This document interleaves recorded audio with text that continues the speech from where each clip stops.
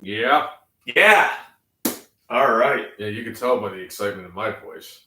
Yeah, the Brainless one is exciting things going on today on episode. What number is it? 211. Of the F and Marks podcast. You know what? I'm sorry. I might not be in the what's going to happen today, but you know what? Damn it, I've been doing this podcast for so long. Damn it, I am the consummate professional in this, and damn it, I'm going to give ourselves a proper introduction. Welcome, everyone, to episode 211 of the F and Marks podcast. I'm Jay. And I am going to be the waxless one. And you're going to continue to be the brainless one. I will always be the brainless one. It's not just a gimmick. It's a lifestyle. Gotta love it. Established 1983.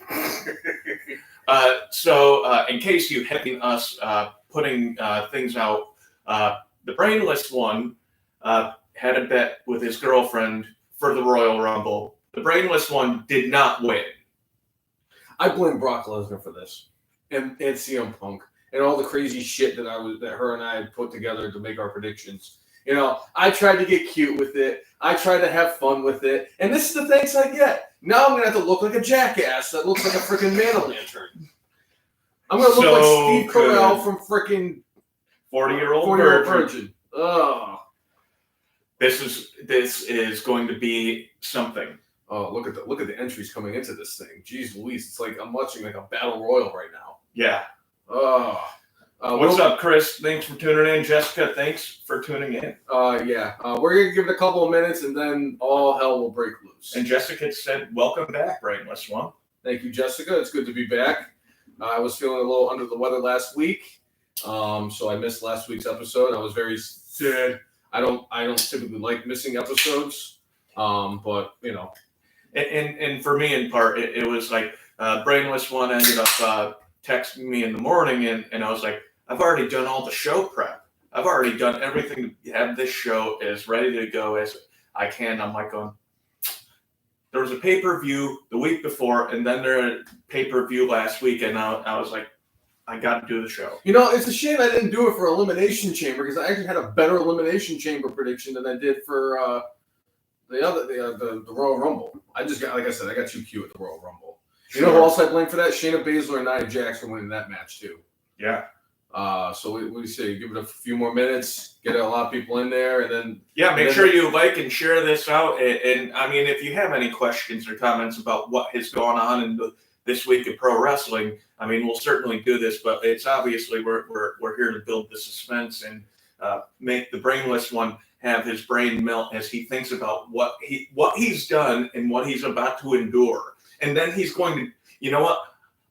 I have a lot of respect for this man, because I expected him to either wait till the end of the podcast to do this, or I was expecting him to chicken shit heal myself out of this, or to have like 340s ready so you would possibly not feel it quite as much as you're going to. And he said no to all that stuff, and he's just going to power through the rest of the podcast. But because, like I've explained before, there hasn't been a condition that I was in that I didn't do this podcast. I mean, if I've either been except for sick last week, right? Well, that's I mean you've done it sick before. I've done it sick before, but last week it was just like, no, I didn't wanna. I pulled I didn't want to do it last week card. I'm not gonna lie. Like, again, I'm not proud of it. No, but, well, I know what you sometimes get migraines, and migraines are no fun to deal with. So no, not at all. So I was like, all right, brainless one can take the week off. You do a better job at doing the podcast by yourself than I do if I did it by myself. Because I tried doing that thing like a few weeks ago where I did it, and I'm like, wow, this is so weird because it's just me. And I'm like, I don't have you to bounce off stuff and everything. And you could do it without me. So that just proves that you, even if you don't have a brain cell, you just need something that's not brain cell to, no, that doesn't make any sense. Oh my Lord. See, you can tell he's getting all frazzled already. Oh, I've been frazzled since I lost at the Royal Rumble. Yeah. And it was because of the fact that I lost. Yeah. I lost. I hate losing. And I lost.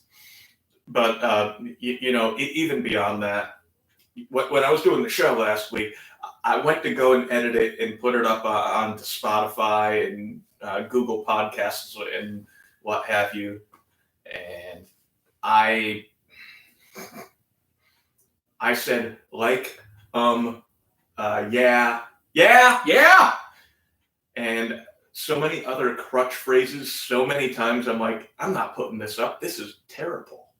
Like from even right there, I said a couple times. Yeah. But from that standpoint, I tried editing it, and it didn't sound that great. And at the end of the day, it's because of the fact that brainless equals rating. And I'll tell you, I've done some stupid human tricks before. This one might actually take the cake. Between the Edward 40... Joey has chimed in. Enough suspense. Rip his tits off already. Between the Edward 40 hands and the eating of the pint of the sour cream and getting pied in the face and dressing up like Kevin Owens, which up to this day is the worst thing I've done was dress up like Kevin Owens. Remember when you shotgunned the beer and I made a GIF out of it? I do remember that. I think I have now figured out a way to get it on Giphy. Oh boy. Oh, what does Neil say? I can already tell that's him. Man O'Lantern! All right. Man O'Lantern! I say, all right, let's end the suspense. Let's just get it over with. Yeah? Yeah. All right. Well, I think we need to get the nurse in here. I think what kills me the most is that I'm actually wearing a special shirt today because of what happened last week at the Elimination Chamber, and I don't even get to wear it because God only knows I'll probably start bleeding over this entire thing. All right, let's make a call to the bullpen. Nurse! I need a nurse! This is going to be fantastic. I am so excited about this. And it's funny because Neil definitely get this. What just happened? Curtis Axel. Curtis Axel finally got eliminated in the 2015 Royal Rumble. It took 6 years. We need a new frame? Possibly. I'll buy a new one. Anyway. Oh, no, not Curtis Axel. Anybody but Curtis Axel. But destined for disaster. I am absolutely convinced that Neil's reaction is going to be very similar to the look on Butter's face when Cartman got his ass kicked by Wendy Testerberger. And if anybody would get that reference, it would be Neil. But all right, send the shirt to Mizan and Company, care of the Performance Center, so he'll sign it. Oh, this is going to be so good. I'm going to get out of the way and I'm going to let this happen. I'm going to do some camera operating. Oh, really? Oh, yeah. This is happening? Oh, yeah. Oh, God. Yeah. Look, and you even have your little after cloth to soothe your... So, Brainless One, how are you feeling at this moment? Devastated. So I'm at a loss for words. All right, a loss for words, and he has to, yeah. I'll tell you right now, as bad as this is, and I really hope that my friend Alberto is watching this on either YouTube or on Facebook, on one of the two social media outlets. I am so glad that I'm doing this and lost this one, as opposed to if I had gotten property of Alberto Rodriguez tattooed on my ass when A-Rod could have hit 75 home runs in a 3-year span, and then he retired, and it was the happiest day of my life when A-Rod retired, and second happiest day, third happiest day. That's top 5. Right. So, all right, Brainless One. So, are you gonna de-shirt yourself here, or are you gonna? Wouldn't be the first time I de-shirted myself on the podcast. I'm just not ripping it off this time. All right. Bring the pain. Sweet Jesus. I feel like we should have done a trial run, and oh my God. This is going to be... Oh, yeah. Wait on. Oh, God. I'm never doing Oh, God. Oh, God, no. We should have did a trial run to make sure that this actually worked before we actually... Seriously? Stand by. Oh, goodness gracious. Oh, no. Yeah, this is really happening. I'm going to put them all on first. Oh, of course. Yeah, great. obviously you got to put them on first. Brainless One, describe the feelings now that this is, really happening. Let's just do it. Let's just get it over with. Let's rip some hair off my chest and let's get this over with. Oh yeah, this is really, really happening right now. Oh boy. So everybody out there, word to the wise. When you make a bet like this, make sure it's a sure thing. Just saying. Well, he thought it was a sure thing because I've only been watching wrestling for a year. Thanks to this one. Although you have a past in watching professional wrestling. Still. And by the way, her favorite wrestler is not Fandango. Why? Why would you say that when she's about to rip these things off of my chest? Well, I for her to rip this off your chest, she's going to need an awful lot of excess anger. Oh, God. Are you ready? No. Don't do this. Oh! Are you okay? Oh. There's still hair left. Oh. No, I'm not ready for this. Oh, fuck. 1, 2. Oh, fuck! Fucking fuck!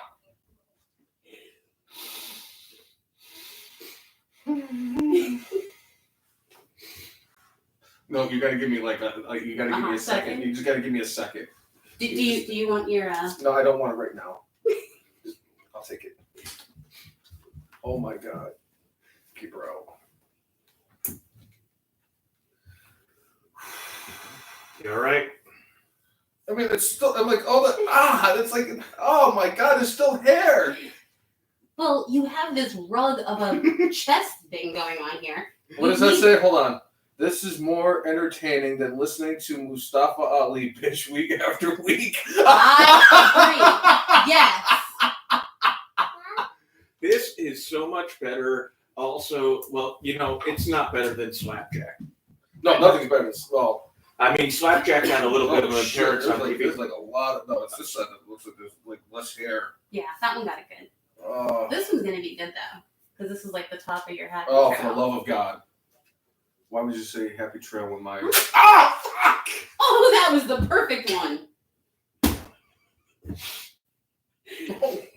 Oh, look at how nice and smooth.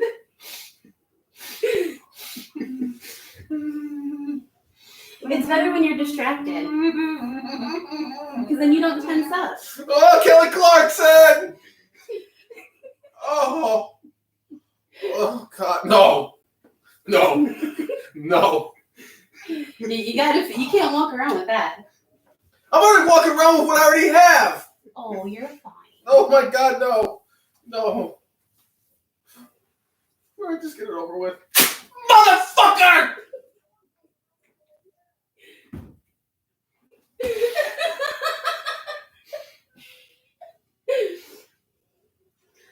I have to kind of go back and get this part right here. The fuck you do. No, you don't.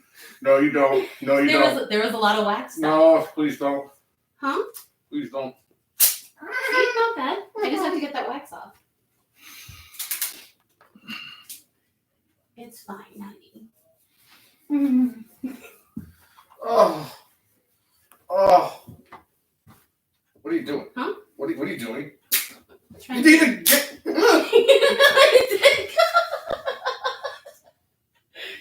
Well.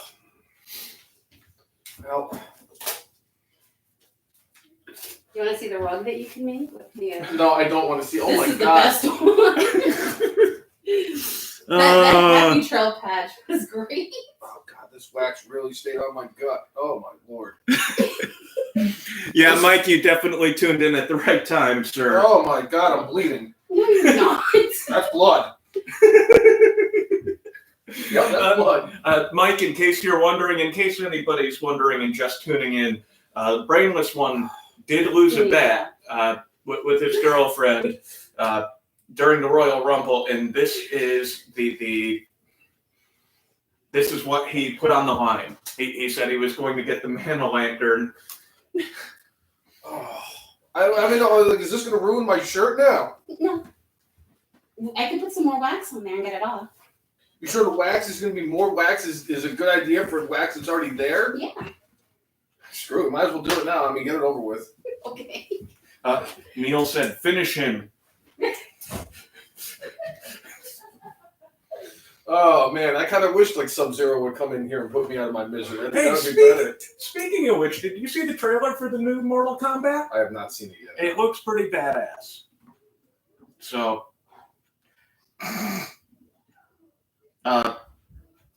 so Jessica chiming in saying that she loves Nicole's hair color. All right, we'll have to tell her when she comes back. Somebody locked the door. Look at this. How are you feeling? Oh, I feel like $1 million, Jay. What do I look like I feel like, Jay? I'm in a lot of pain right. What is this? You're bringing in more wax? You can't remove wax with wax. That's not how it works. Oh, you know, we need a little bit of powder to make it stay better. Can you see the fear in my eyes right now, people? I don't think you can. There is fear in my eyes. She's having way too much fun. You're enjoying this way too much. I don't appreciate this. You know what this is? You know, this is some shit. This is some bullshit right here. You know what this is? This is 4.5+ years of co-hosting this podcast with me, and you having to deal with all the bullshit and the brainless shenanigans that I've been throwing at you since day one is age. And now I'm going to get tortured for this. And you're going to sit back and just watch. And watch me as I get freaking destroyed as she's about to rip more of my freaking hair out of my body.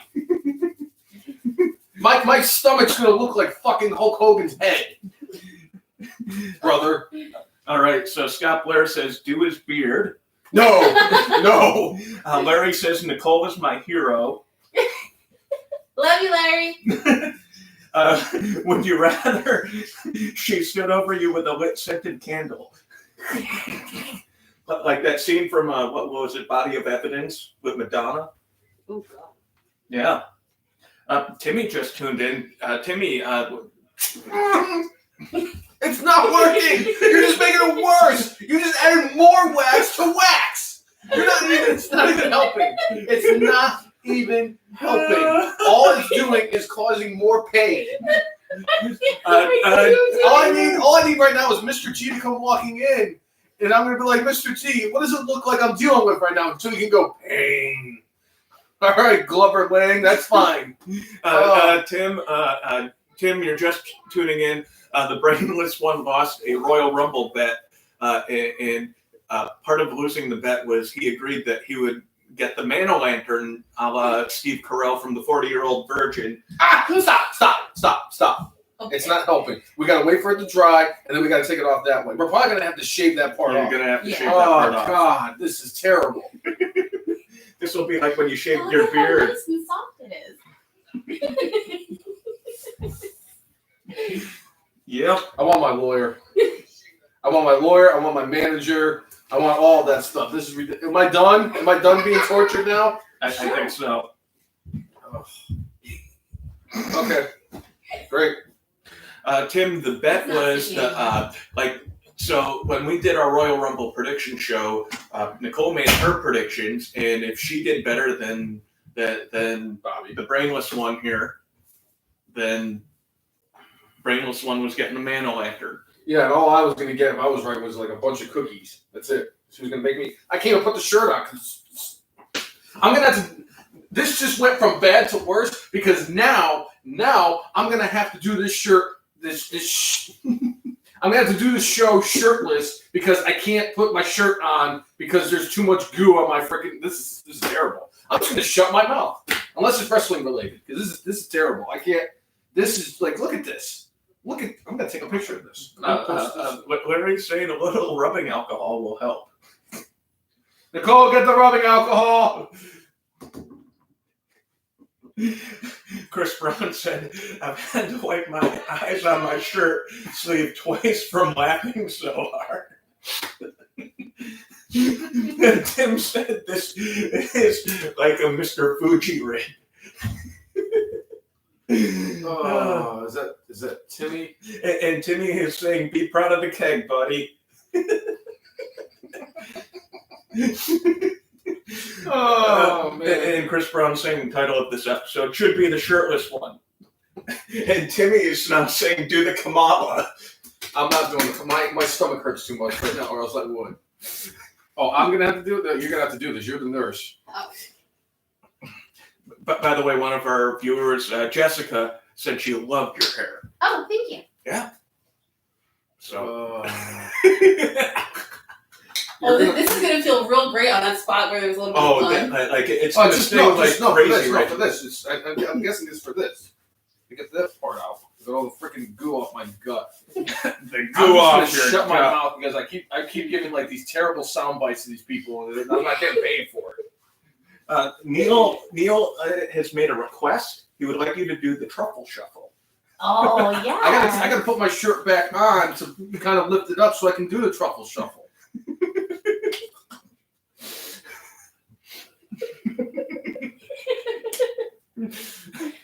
Ow! Why are you ripping shit? I'm not ripping anything. Stop. It's getting better. Oh, it's getting better. Yeah, great. I mean, this part is still sticky. Oh, would you relax here? Hey, just shave that Larry off.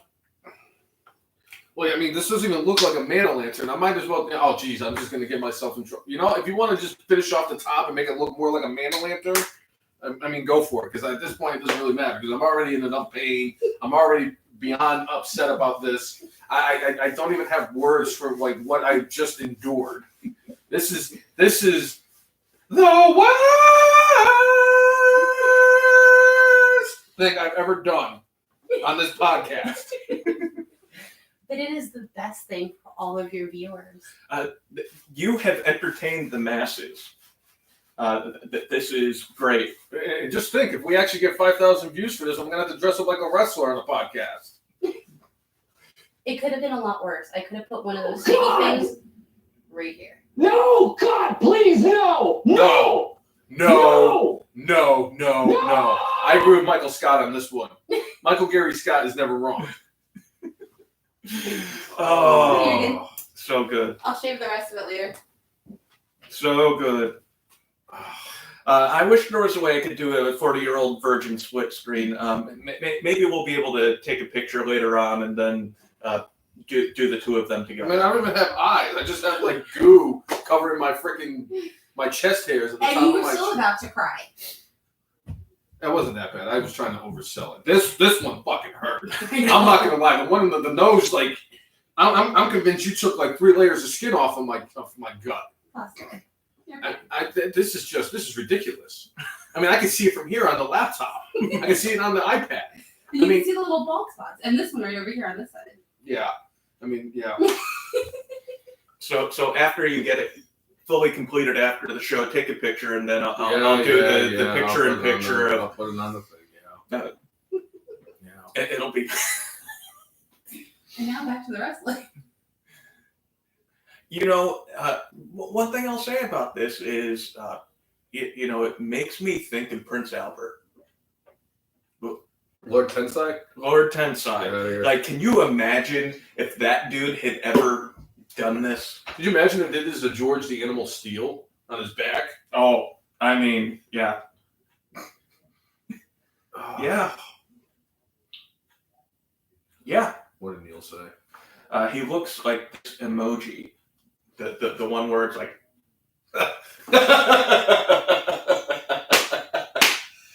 Oh man, that might have been some of the worst 15 minutes of my life just enduring what I just went through. That was much more painful than I thought it was going to be. I thought I'd be bleeding more, which I'm surprised by. But yeah, I'm good.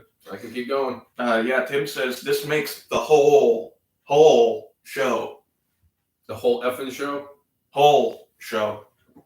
Whole effing show. I'm glad I'm just glad that I just did the Rob Van Dam thing with no shirt on. My whole. Well, you want to talk about wrestling so we can get your mind off it? Oh yeah, let's talk about wrestling. Everybody got their money's worth out of me today. That's fine. That's fine. It's fine. All right. So I think the biggest thing that happened this week was the surprise signing to All Elite Wrestling of Paul Wight, a.k.a. the former Big Show. I don't even think that was like the biggest thing that's happened this week because we just had the pay-per-view on Sunday. But I will say it was probably the most shocking. Yes. Two in the pink and one in the stink, I think is how it goes. Yeah. It's called the Shocker! You know, with the Big Show here, Paul Wight, you know, Giant. he'd been a WWE guy since 1999. I remember when he signed his newest contract a few years back. He talked about, like, they paid me more than, like, I probably deserve at this point, but it showed a lot of respect for what I've done for this industry and for this company. So one of the things I read, though, specifically stated that... I can't even put my shirt on yet. Yep, go ahead. But it specifically stated that he was kind of upset about the monetary offer that he received from WWE, which is kind of funny. It's like going, he thought he was overpaid last time, and now he's allegedly griping about what he was getting paid. Now also, to be fair,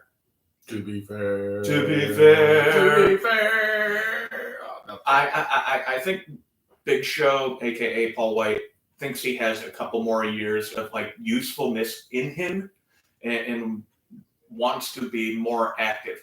JR, when he left WWE, you know, he didn't have ill will. He just said, look, I don't want to be on the sidelines the whole time.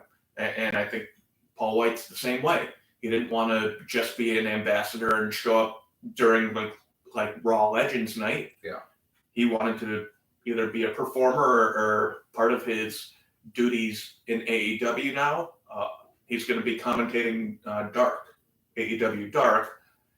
So if he's moving into commentary,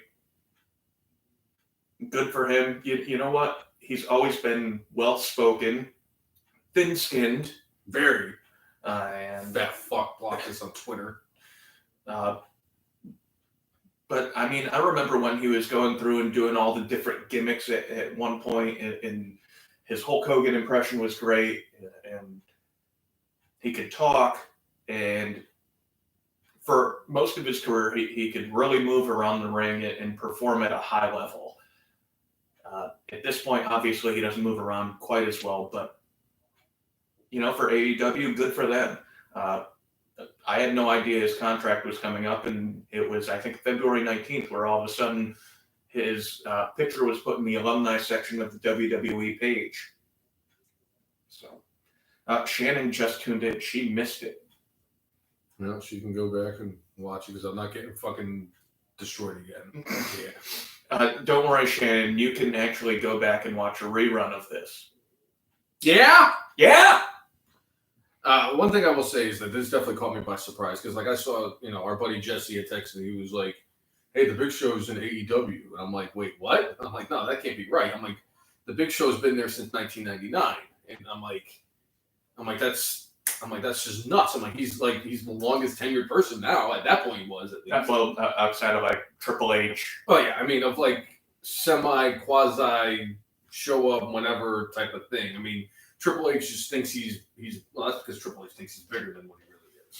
But like with the Undertaker just retiring back in November, Kane showing up on very rare occasions. I mean, he did. I mean, Kane did show up at Royal Rumble. I should have picked Kane for Royal Rumble. By God, that's gotta be Kane. I still have all my freaking hair on my chest. Was it if I had actually just because it made so much sense. Whatever. I am just very upset right now. Yeah. So Shannon's saying one more wax won't hurt because. You know what? I'll do one more. I will do one more. If that's what the masses want, I'll do one more. Honey, get a wax in here. This show brought to you by Gorilla Glue. I will do one more. I'll do one more. Do it for the views. Yeah, Shannon, do it for the views. Hey, is Big C tuning in, watching this right now? I hope so. Good times. But So Paul Wight officially all elite. Very interesting. Very interesting. All right, here we go. We got another one. She had it ready and everything. It's like I'm convinced she had it in her hand, and She knew it was coming. Oh goodness gracious! Oh boy, no. All right, do this, I'm going back to. Oh come on. Yeah, really? this is going to be so awesome. Can I make a request? What? No, you're not hitting this part right here. I am refusing that you hit this spot. In fact, if you want to rip right here again, make it look more like a Man O'Lantern, go for it. But I am forbidding you from hitting this spot. In fact, I'm going to use my hands like this so you don't get there, because that was too painful that I'm not enduring. If you want to go and here we go. What do you have to say about all this? I should be in the fucking Hall of Fame for this. I should be an F and Marks Hall of Famer for this performance. I think that this is what it's all about, because it's all about legendary things. That's why Dixie's in the Hall of Fame, because she hit the most impressive 5-star dog splash I've ever seen in my entire life, and this is what motherfucker, shut up, fucker. Oh yeah, there's. Yeah, that's a good one. Oh yeah, you got Just gotta get some of that extra wax that's stuck on there. You guys should do it for charity for the people who can't grow pubes. That's better. Yeah.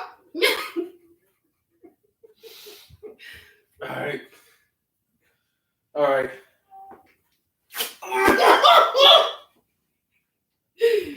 Oh, I have to go back. Oh, I'm sorry. No, you don't have to go back.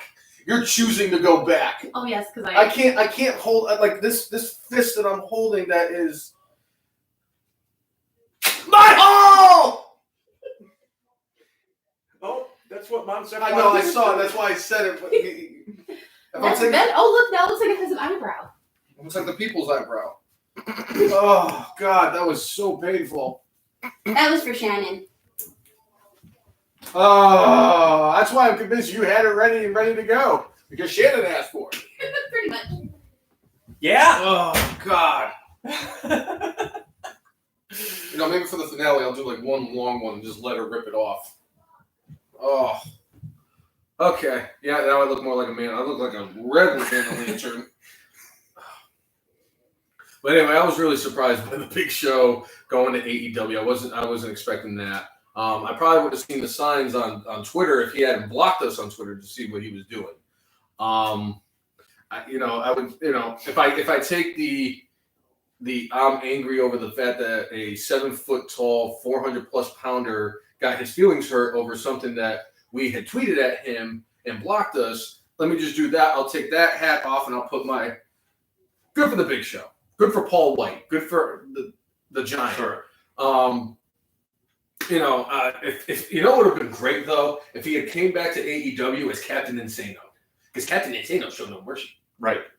So I would have liked to have seen something like that. But and for those out there, if this is your first time tuning into the podcast, make sure you give a like and subscribe to all of our different things at the FN Marks. Whether it's on Facebook, whether it's on Twitter, whether it's on Instagram, or whether it's on YouTube. I almost said Hulu, but I was like, no. Yeah, we're not on Hulu, and we are on Spotify, and I'm going to see if I could put this on Spotify and Google Play podcasts. We'll see how the audio recording sounds of this wonderful episode. Oh, this is, Yeah. I'm in a lot of pain right now. Yeah. So look at it this way. Neil Taker will always pick up the phone if he sees Vince's name on caller ID. I don't know what. All right. Anyways, guys, I'm going to. Monsef, thanks for tuning in and watching the Brainless one get Man O'Lantern.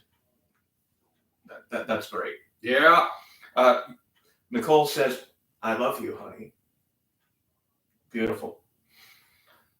Greg is asking why that man has no shirt. The man has no shirt because he lost a bet.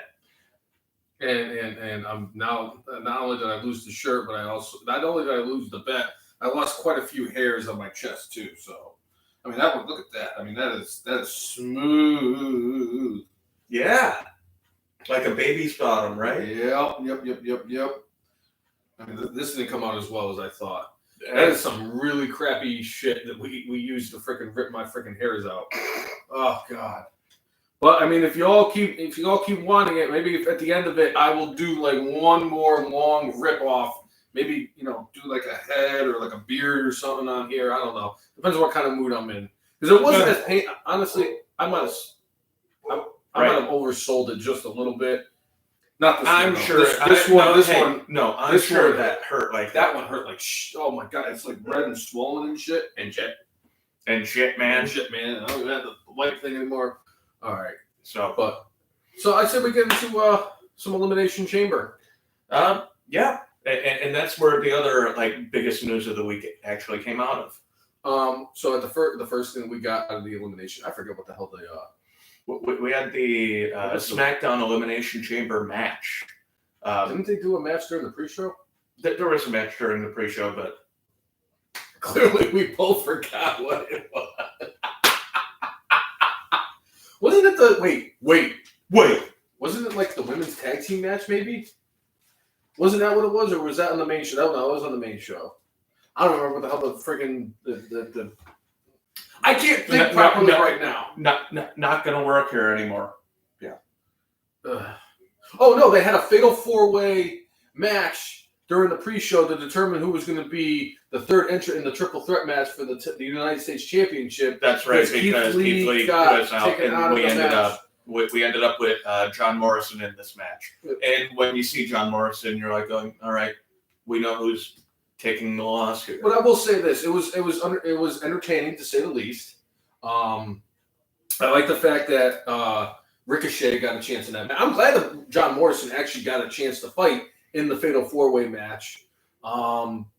Mustafa Ali, I'm like, I don't know what the booking they are trying to accomplish with Retribution when they just keep losing all these matches. And Mustafa Ali should not have been. I'm sorry, Mustafa Ali should not have been in that match.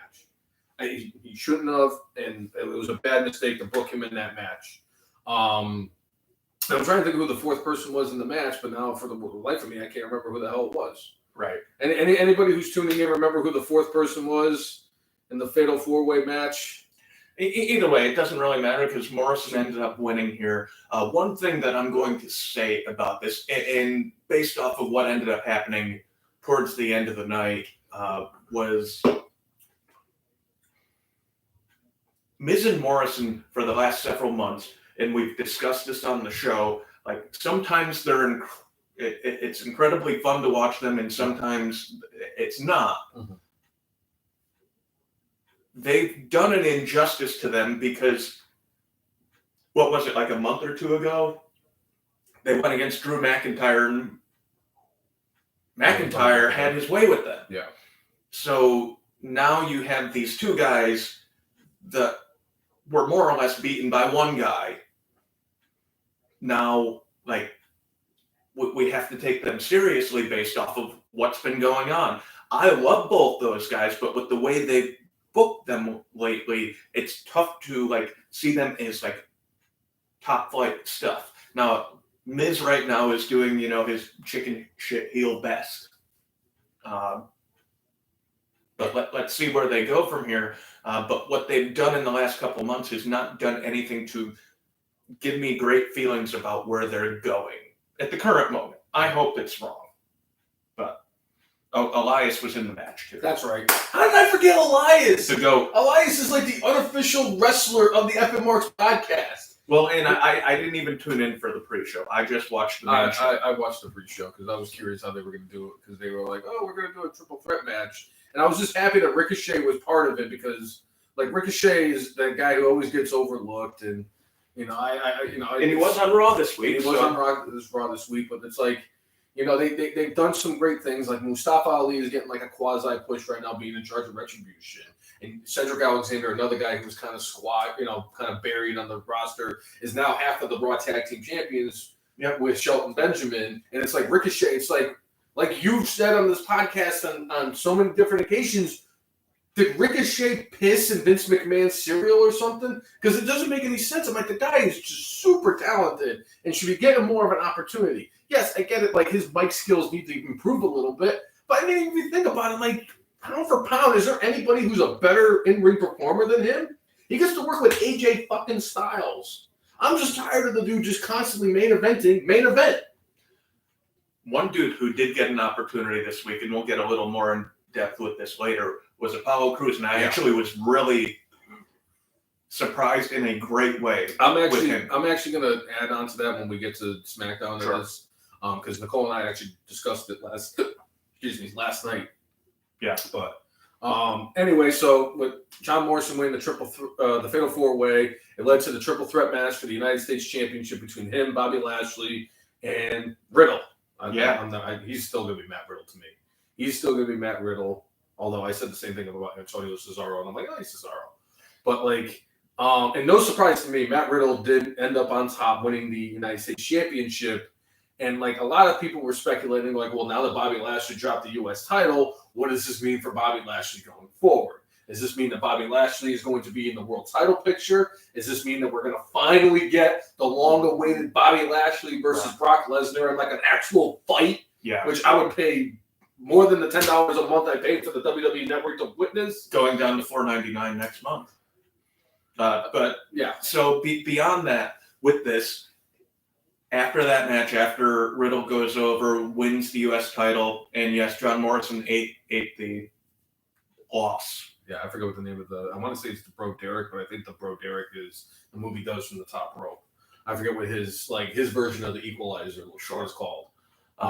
Later on, though, we see The Miz talking with MVP, and you could tell some sort of chicanery was about to unfold. And it did later on. Before we get into that part, I just want to say how happy I am that Matt Riddle is now the United States champion. I fucking love Matt Riddle. Bruh. I broed really hard and long after he won that title. I mean, I was so happy for Matt Riddle, bruh.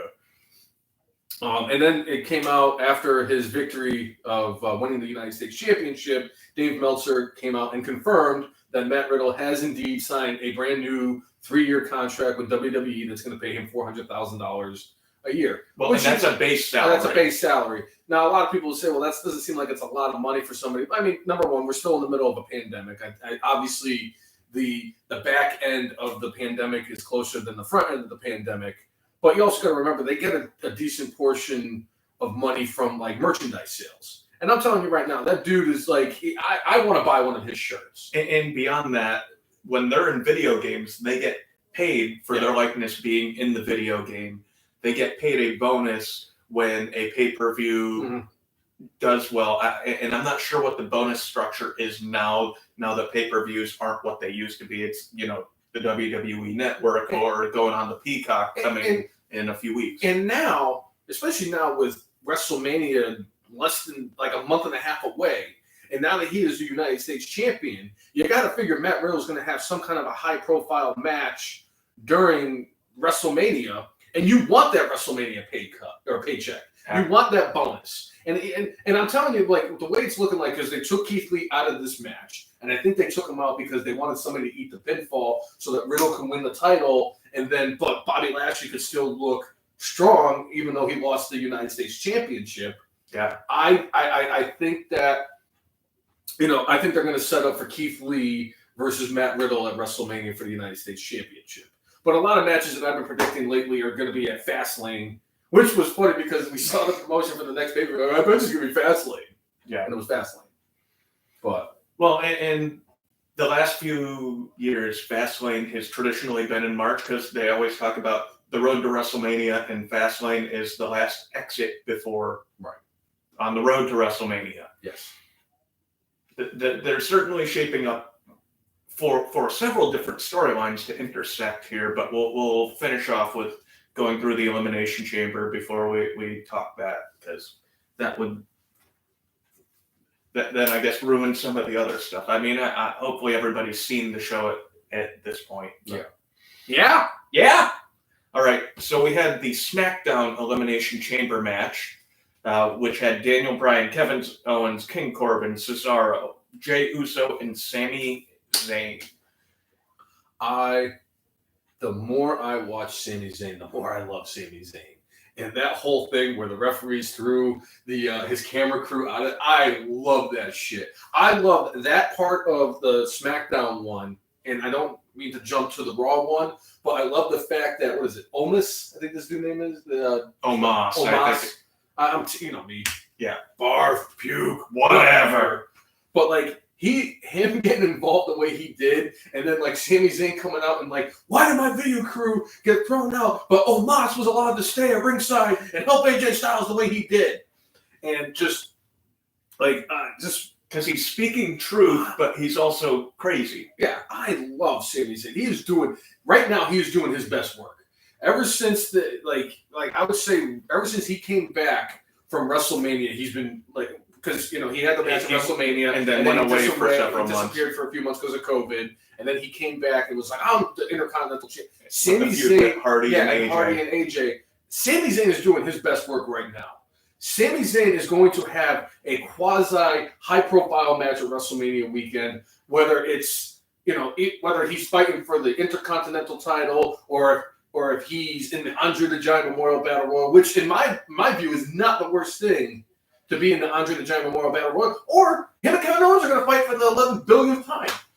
I don't know if he'll necessarily have a high-profile match. He will have a high-profile thing that happens at WrestleMania, and it could be a skit. It could be something. If they put together a video from his camera crew's stuff to show it off at WrestleMania, I think that would be fit. Fantastic. I still think I have this weird feeling that I could see something like him and Kevin Owens, like letting bygones be bygones and fighting Rude and Ziggler for the tag team titles, because that's the one title that Kevin Owens doesn't have to get the Grand Slam championship.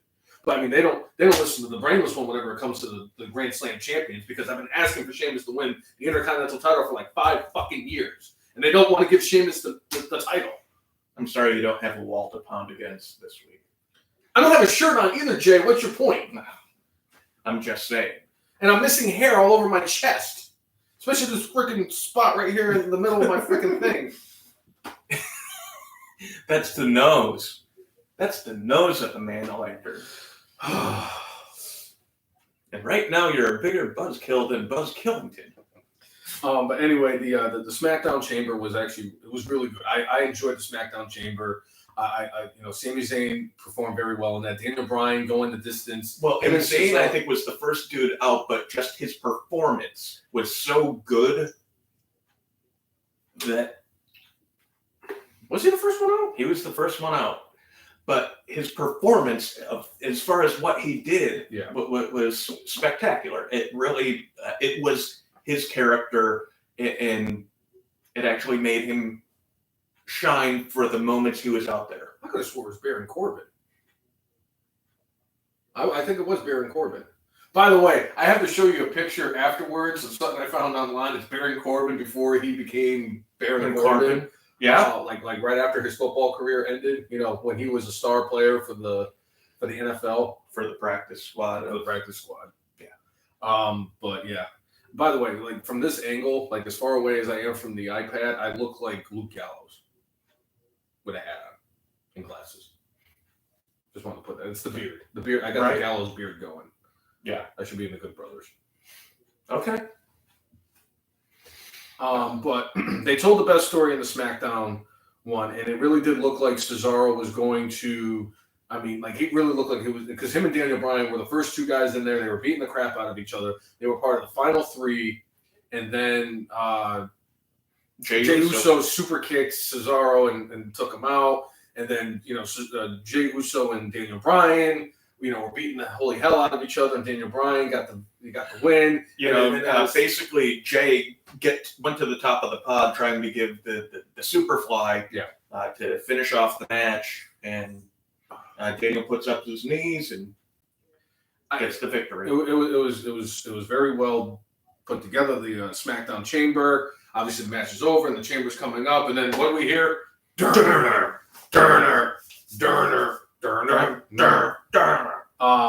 But that was a thing you and I discussed, that with the way they've been booking Roman Reigns, with his character. This was what was going to happen. I could hear it on the phone. I'm sorry, go ahead. So I mean, I wasn't surprised. Like, as soon as the chamber was coming up, because it's not very often that when the chamber is rising, somebody's entrance song is coming on. The only time it's happened before this past Sunday was when Edge cashed in the Money in the Bank, and it was when Vince McMahon came out because it was the first time somebody was cashing in a Money in the Bank briefcase, and Vince McMahon came out and said, "No, John Cena, you still have one more match." And then Edge's music hit. And I'm pretty sure that Neil lost his mind when Edge's music hit when he handed in the briefcase, and Edge became champion for the first time.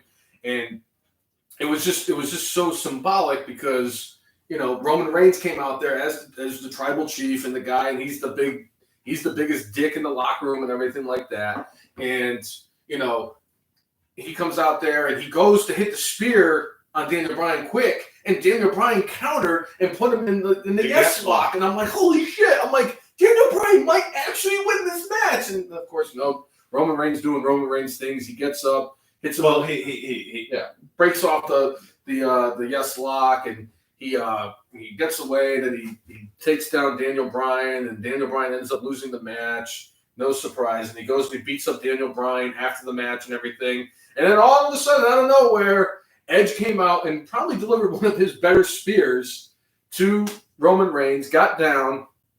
and one of my least favorite things happened after this. Oh, you were the first person I thought of when Edge pointed at the WrestleMania sign. I'm telling you, we need to get a WrestleMania sign, put it up in the podcast room so that you and I can just constantly point at it during the podcast. So people will know what we're talking about, and that this thing is happening. And I'm telling you, like, Edge did such a great job after he won the Royal Rumble because he went to Monday Night Raw and said that he could fight Drew McIntyre. And he went to NXT and told Finn Balor and Pete Dunne that he would love to work with both of them because they're two of the best, and he's not lying about that. And then he went to Smackdown and was talking to, you know, did the shit with Roman Reigns. And he just kind of bounced around these shows. Edge is Smackdown. When you think about it over the last 20 years, Edge is one of the first names that comes to mind when you think of Smackdown. Obviously with The Rock, but that's for other purposes. But it's like The Undertaker, Edge, Rey Mysterio, Eddie Guerrero, guys like that. John Cena got his big break on SmackDown. I mean, hell, even AJ Styles over the last 5 years is one of the biggest names on SmackDown. The Miz, that AJ Styles built. AJ Styles built. And I love the story that they're telling with Edge and Roman Reigns. They're doing a great job at this. I'm more excited for that match than when I initially thought that was going to be a possibility for Roman Reigns versus Edge at WrestleMania. Because they're clashing styles. We'll put it out there. Styles clash? Yeah, See? I see what you did there. But it's like, you know, right. Because, like, who was it? Somebody came out and did it. It was Booker T. Booker T came out and said, no, this is the wrong decision. You don't have Edge go up against Roman Reigns because Roman Reigns is, they're very different people right now. And Roman Reigns is, you know, doing his best work. And I agree. Roman Reigns is doing his best work. But it's Edge's show. That's Edge is SmackDown. I'm sorry. And I'm going to tell you right now, Edge is going to kick his ass at WrestleMania. I'm calling it right now.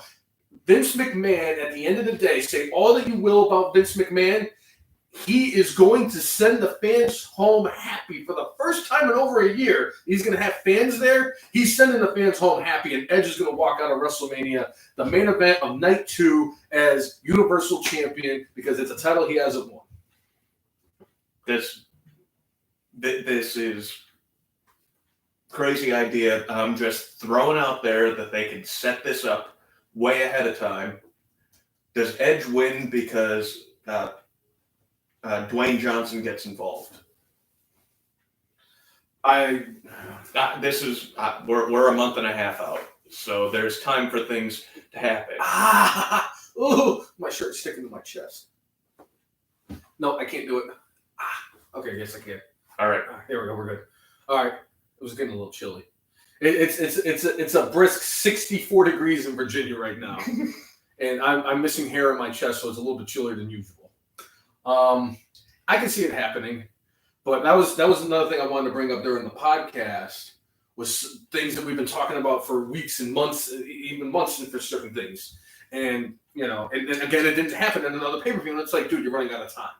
But I thought that they handled the SmackDown Chamber the best of anything that they handled during the Elimination Chamber, period.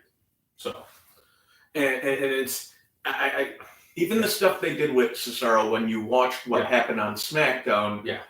All of it was feeding into each other. Jay Uso, just being a good soldier for the family, doing his thing. Sami Zayn maximized his minutes, even though he didn't get far into the Elimination Chamber itself. And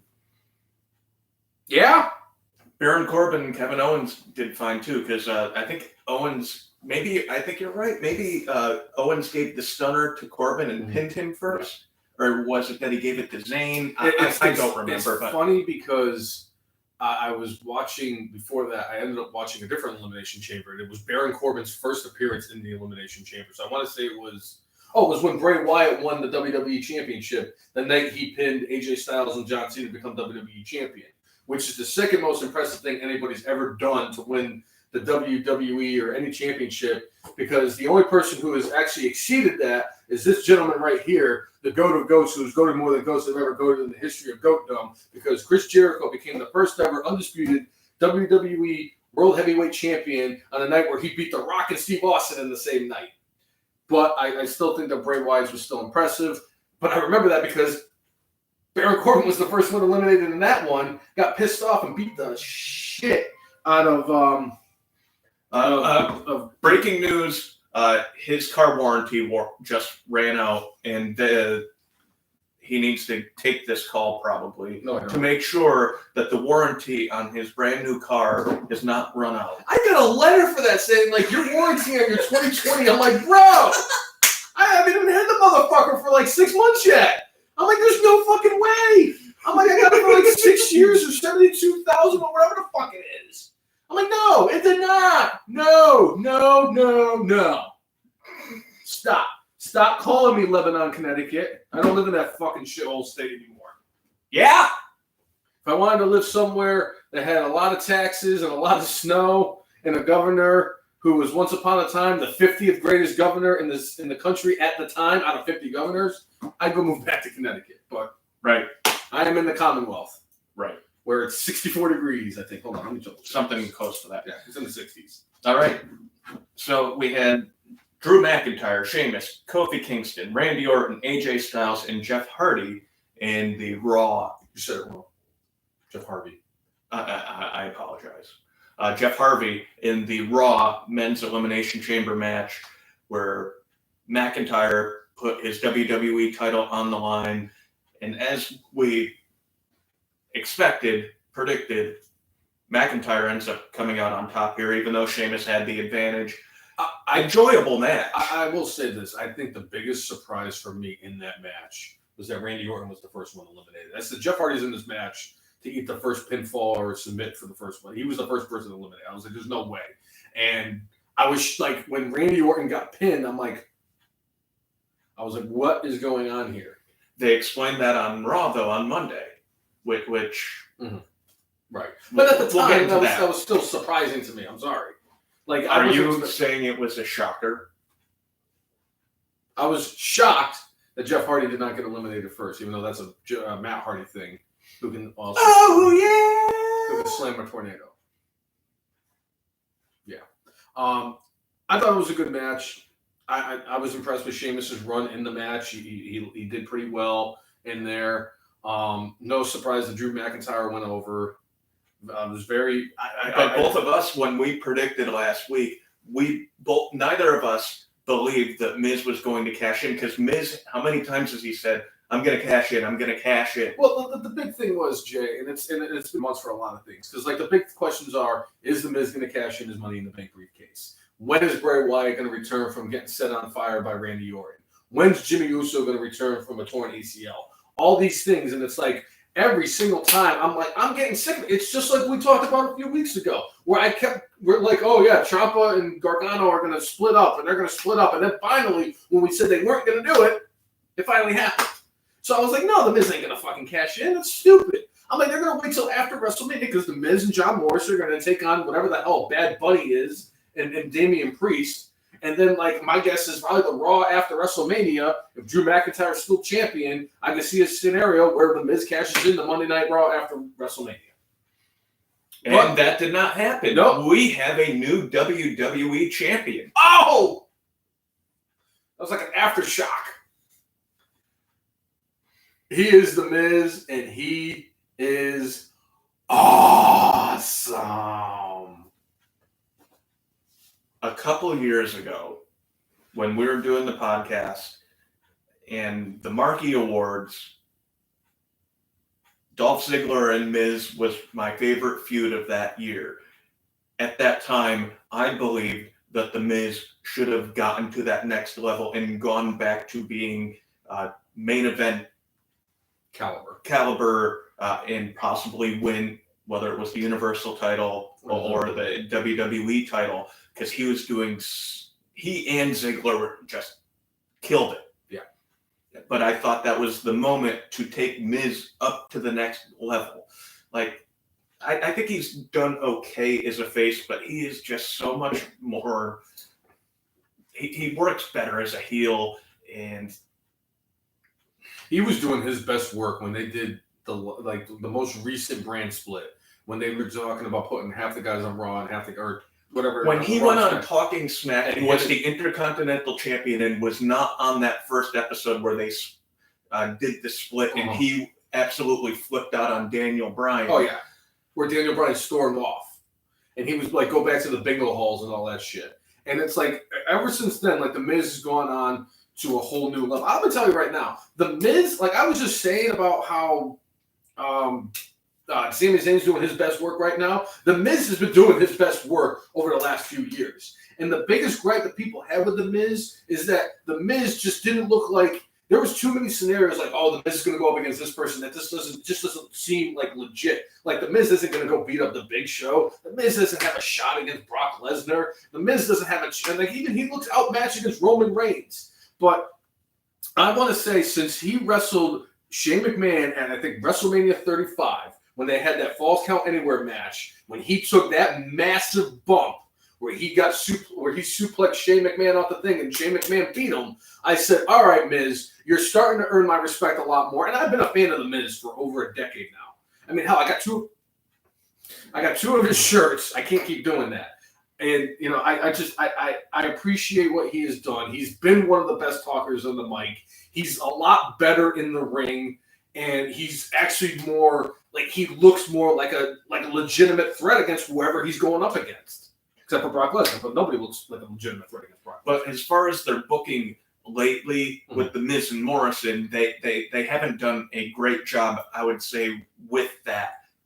Basically, since Morrison came back, they haven't been as good with Miz. Now, that what was it, triple threat ladder match last year at WrestleMania, it was supposed to be a tag match, but I think COVID got involved in some way, or injuries got involved, and it ended up being a triple threat singles match. It was The Miz, actually, I think The Miz caught COVID right before WrestleMania. But either way, that was a fantastic match. But more or less, since Morrison's been back, I love Morrison. I love Miz. I love them together, but the way that they have just kind of positioned them lately has been poor. Yeah. Well, I mean, like we were just talking about, like the fact that it looked like it was going to be the two of them going up against Bad Bunny. And Damian Priest. I mean, Damian Priest is a legitimate dude, and I think that he's going to have a run over the next 5 years, and he's going to be winning some gold.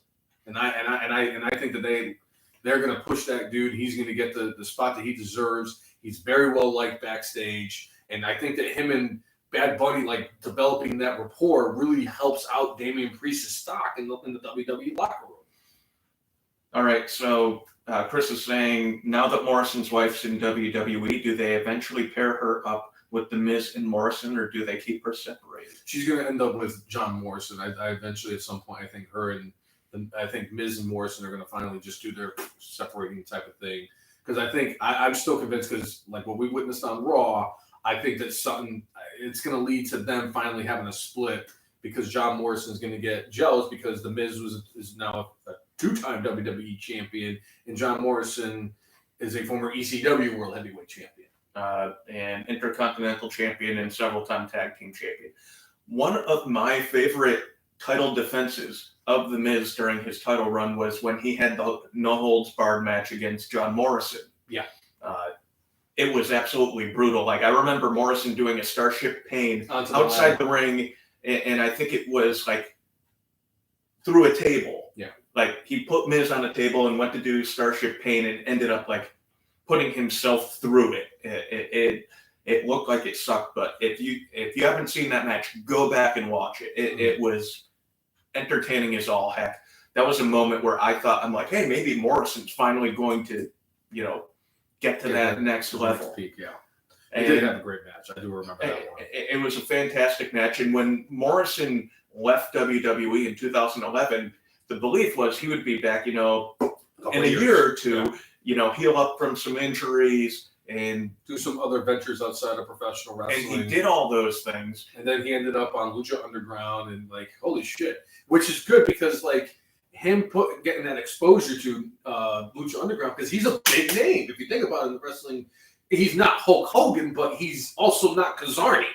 He's not Kazarni.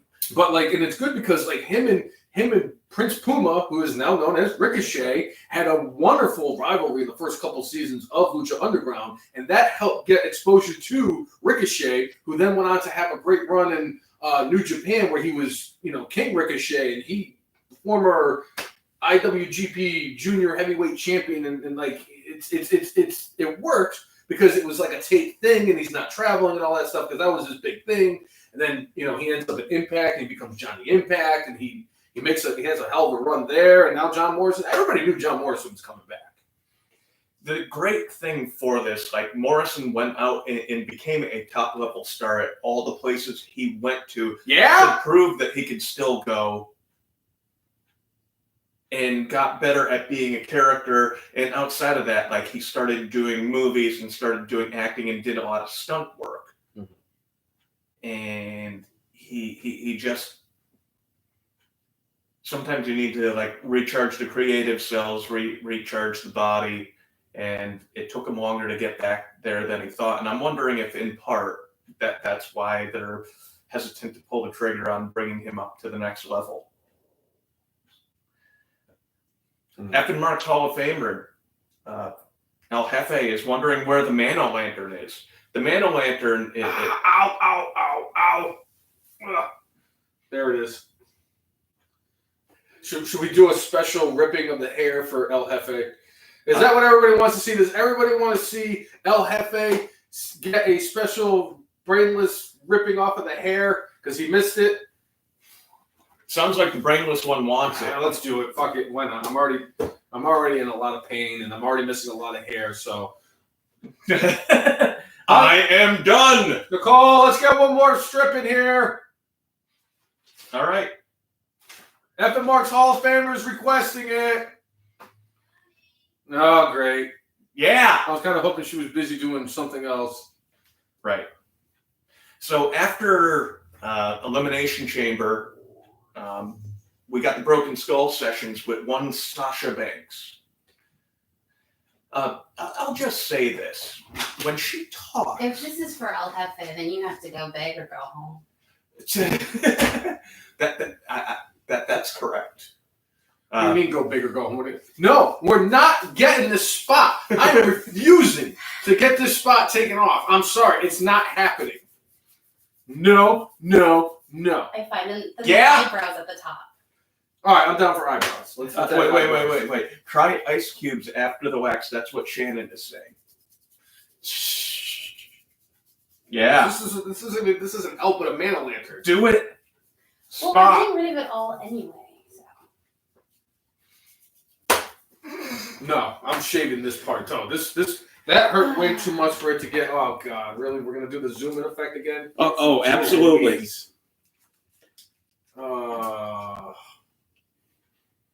So good. Brainless one, after going through this a couple of times. How are you feeling about the next rip? Jay, I think I've given myself like 45 minutes for my body to somewhat quasi heal from this.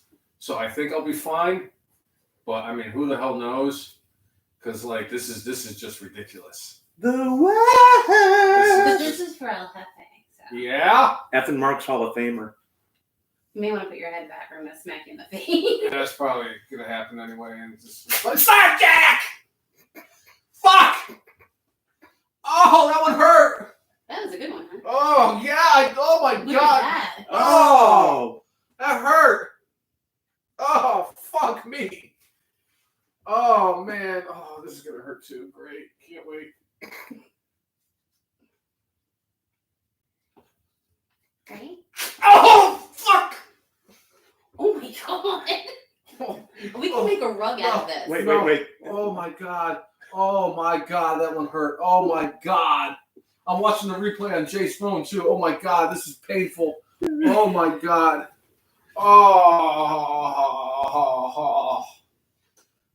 man. I've got more for later. Nah, just leave it there. I might do a goatee for the Man O'Lantern. Oh my god, that fucking hurt. Holy shit. Oh my god, that's like a. I will. Yeah, I'm gonna keep my opinions to myself. No more. All right, so what hurt worse, the COVID vaccine or that? Oh, the COVID vaccine didn't hurt at all. When I got tested for COVID in June, when I had to shove the Q-tip up my nose, that was just uncomfortable. It didn't hurt. This fucking hurt. This thing was probably top 5 most painful things I've ever dealt with. Oh god. I can't. Oh God! Oh god. Oh god. I had to take another shower after the podcast to get all the fucking goo off my fucking chest. That's the second time I said goo on my chest. I gotta stop. But yeah, I don't remember what the hell we were talking about. So I had brought up Sasha on the Broken Skull sessions. One thing I'm gonna have to say about Sasha Banks, as much as I enjoy her as a performer, when she talks, like, it sounds like she's acting the entire time. It doesn't sound like it's like, oh, I've been wanting to do this my whole life. Like, I don't hear any passion in it. It sounds like somebody gave her a script that she needed to write down and memorize and say these things. So it sounds impressive. I think for the next time I do another stupid human trick, I might just take a Ric Flair chop to the chest because I think that'd be less painful and leave less marks. Marks like us. It's funny because it's true. Funny because it's true. One thing I thought was interesting about her appearance on Broken Skull Sessions is she finally talked about what happened at WrestleMania a couple years ago, where her and Bayley threw their little temper tantrum after losing the tag team titles, and she acknowledged it, and she was like, "I even thought about quitting." I'm like, You did quit, "You guys. did quit, basically." But she's gonna lose at WrestleMania this year too. Bianca Belair's gonna beat the fucking shit out of her. Hot take though, and I'm gonna say this: Sasha Banks is the most overrated member of not only of the 4 horsewomen of WWE, she is the most overrated woman in the entire division. She is the Kenny Omega of the women's division in WWE. Nobody's called Kenny Omega. Kenny Omega is just, I can't even talk because I'm thinking about the fact that I'm probably down like 5 pounds of hair from my chest. But come on, there's not a human being on the planet that's more overrated than Kenny Omega. How the fuck is the greatest wrestler of all time ranked number 14 in PWI's top 500 list? Did you see Kenny Omega on AEW where he was making the ring for when he goes against Moxley next week? It was like old school when Undertaker used to make the coffin for like Kamala. You know you want to do the Kamala. No, I was gonna do the truffle shuffle, but I can't even put my shirt on to even do. I mean, you did it before. I can't. I can't do the truffle shuffle. Not right now. You're still. I'm still kind of sticky. Yeah. This is dumb. Oh wait. She's not more overrated than Naya, Brainless One. No, Nia Jax is not even rated. Nia Jax is just shit. You can't get any worse than being the worst. So I'm sorry, Nia Jax is the worst wrestler in the history of the women's division. Period. She's worse than Bertha Faye. She's worse than Eva Marie. She's worse than. There it is. She's worse than what was Jillian Hall. She is the worst female wrestler of all time. She is the great copy. By the way, that was a goat saying No, God! No, God, please, no! No! No! No! I'm in so much pain right now. You have no idea. Oh, I can actually see what she just took off my chest. Oh, well, I got something to get off my chest. But It's funny because it's true. yeah. So anyway, so we get to Monday Night Raw, and we lead off with John Morrison being on there because they're gonna have a very special edition of Miz TV. Yeah. And they're having a celebration of the Miz winning the title at that Elimination Chamber after Bobby Lashley beat the fucking. Yeah. What was that? Oh, no. It's just us. It's just, after Bobby Lashley beat the fucking shit out of Drew McIntyre and the Miz cashed in, the Miz was celebrating everything, and then the Hurt Business music hits, and Bobby Lashley and MVP come out, and MVP, my God, I cannot believe it's 2021 and MVP is a big time player for WWE getting who's in my opinion the best fucking faction in all professional wrestling right now, except maybe I might even say the Bullet Club might be the only one that's better, but they've surpassed everybody else in my opinion, especially that fucking group that's led by that fucking no talent, overrated, dirt looking piece of shit fuckstick Kenny Omega. But anyway, MVP, comes out and he's talking to the Miz. He's like, "We made a deal," and the Miz came out, and then we come to find out that the Miz promised Bobby Lashley the first title defense after he wins the title, and the Miz was trying to chicken shit himself out of there. And I'm gonna tell you, this past Monday was one of the best promos, if not the best promo that Bobby Lashley has cut since I've been watching Bobby Lashley perform. There was that moment before he got injured 2 years ago. Yeah. That they had him kind of going in this same path, but without having MVP with him, without having Cedric, and without having Benjamin with him. It looked like he was going to be heading on a great path. Then he gets injured, and even when he came back, he wasn't. He got thrust into that fucking god awful storyline with Lana, Rusev, and Lana, and Liv Morgan, and that one right there is kind of like Katie Vick territory. But since he's been in the Hurt Business, he's been money, and the vitriol and everything with this was spot on. It was perfect. So going forward, I hope we continue to see this Lashley, but there are a few storylines now that are kind of interlinking where we ended up during this Miz TV segment, Lashley comes out and wants this match, but we have Braun Strowman come out as well, demanding that he have an opportunity. Shane McMahon, Adam Pearce come out and sets up a match for later. Hey, remember when Shane McMahon lost that match to Kevin Owens and he was going to stop appearing on television? And then they brought him back for Raw Underground, which I would have been on board with if they kept Raw Underground as a thing. But it's he's not supposed to be an authority figure anymore. That was the whole point. None of the McMahons were going to be authority figures going forward. I do like what they're doing with Adam Pearce because it's something different. And he's going on and just making matches for both shows. And I'll tell you right now, Adam Pearce looks like he can still go in the ring. And he could probably beat the shit out of maybe half the guys on the roster. But perhaps. But yeah, so Adam Pearce is all right, this is what we're going to do. He's like, Braun, you want a title shot? He's like, if you could beat Bobby Lashley in a match, he goes, next week's title match will be a triple threat match. And the face of the Miz was just so epic. It was better than when Kevin Owens' face when he found out he was going to be in a triple threat match. But I didn't tell the Miz he looked like somebody ate his cupcake. Right. Oh my God. I bet you're... It really is running out. Hey, the casino's calling me. Oh, great. How many times can they call you and let you know that your car warranty is expired? And every time it's the final announcement about your car. Yeah, from 37 different places. Yeah. So we did have this match at the end of Raw between Lashley and Braun Strowman, with the way they kind of had it going, it felt like Braun was going to figure out a way to win. I didn't want Braun to win in any way, shape, or form. No. It should be straight up Bobby Lashley and Miz. I love the fact that they had Bobby Lashley win this match clean, and he, I'm not going to say was super dominant over Braun, but he was dominant-ish. For somebody who is the monster among men. A guy who's the longest reigning, greatest Royal Rumble winner of all time.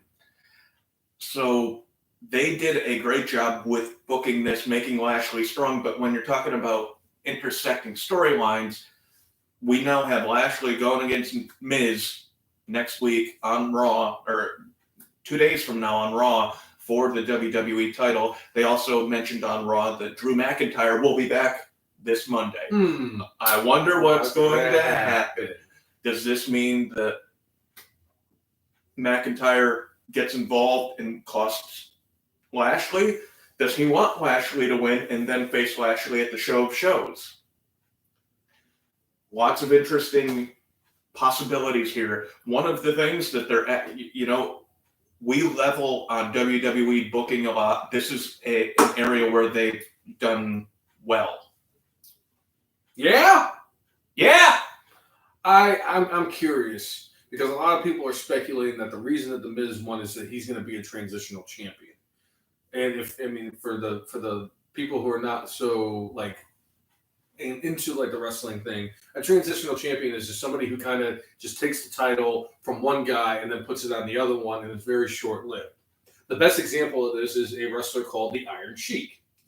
The Iron Sheik, back in I think it was 1985. 1983. 83. Damn. Okay. So Hogan ended up winning in January back of 84. Back in 1983, Bob Backlund was the reigning, defending WWF champion. And and Vince McMahon decided that he wanted to put the title on Hulk Hogan, and basically the rest is history type of thing. But he didn't want Hulk Hogan to take the title from Bob Backlund because Bob Backlund refused to lose the title to Hogan. I did not know that. He refused to, but I think Backlund didn't respect Hogan as a in-ring performer. Nobody does. Hulk Hogan was let me tell you something. He can perform in the ring. Hulk Hogan's a whiny little bitch, and as much as I appreciate what Hulk Hogan has done, because if it wasn't for Hulk Hogan, this podcast would never be happening. Because if I wasn't, if there wasn't a 7-year-old brainless one taking his vitamins and saying his prayers, brother, then this podcast where I'm getting my fucking chest hairs ripped out all over the entire episode of the podcast never would have happened. But anyway, to basically come back to what we were talking about, Backlund was champion. He dropped the title to the Iron Sheik. And then at Madison Square Garden, as Jay said, in January, a couple weeks later, maybe less than a month later, Hulk Hogan fought the Iron Sheik in the main event at Madison Square Garden, and Hulk Hogan beat the Iron Sheik for the WWF Championship, which was basically what they said was the day Hulkamania was born. And to this day, almost 30, actually it has been 37 years later, the Iron Sheik still hates Hulk Hogan more than anything else in this world. Hello, Twitter, and I hope a good day to everybody except for that no good piece of shit Hulk Hogan. Who does he hate more, Hulk Hogan or Tito Santana or Brian Blair? No, it'd be Brian Blair or Hulk Hogan. I think he has more animosity towards Hogan because Hogan promised him, we'll work together more in the future, and that really never happened. Well, that's probably because of the fact the Iron Sheik and Hacksaw Jim Duggan broke kayfabe. when Iron Sheik tested positive for drugs, and he thought meant was a good thing, and he was like, yes! And they're like, Sheik, positive isn't good. Oh. Yeah. You know what else isn't good? The fact that this shit is still on my chest and I gotta somehow get it off, and I'm getting this shit on my fucking beard too. Fuck. Oh my. All right, so let's continue on here on the stuff that actually kind of matters for wrestling. So Randy Orton cuts a promo talking about how he's been distracted lately. Mm-hmm. And the distraction wasn't Bray Wyatt. Bray Wyatt, he said he's gotten rid of. He got rid of the Fiend. He got rid of Bray Wyatt. His distraction is Alexa Bliss. And in the midst of this, you see Alexa show up, and she look into the camera, have the demonic eyes. She's in the middle of the pentagram, and then suddenly Randy Orton starts throwing up black stuff. Now, did you just rip your own hair because of the whack? Oh my god, I got this. This was a bad idea cutting it up here because now I'm getting it. I look down and my beard gets caught in this shit. This is definitely the worst decision I've ever done on this podcast, hands down. All right, I'm sorry. Now, are we sure that it was Alexa Bliss that caused that to happen to Randy Orton and it wasn't Papa Shango? Are we sure? Are we positive? It could have been Papa Shango. Okay, as long as we don't rule that out of the equation, I'm fine with that. Papa Shango with his pimps and hoes. Well, I'm gonna tell you right now. Has anybody had a better year than Randy Orton? And I made this analogy. I made this analogy last weekend when we were watching Elimination Chamber. I said Randy Orton. I was telling Nicole this. Randy Orton is Jack Sparrow.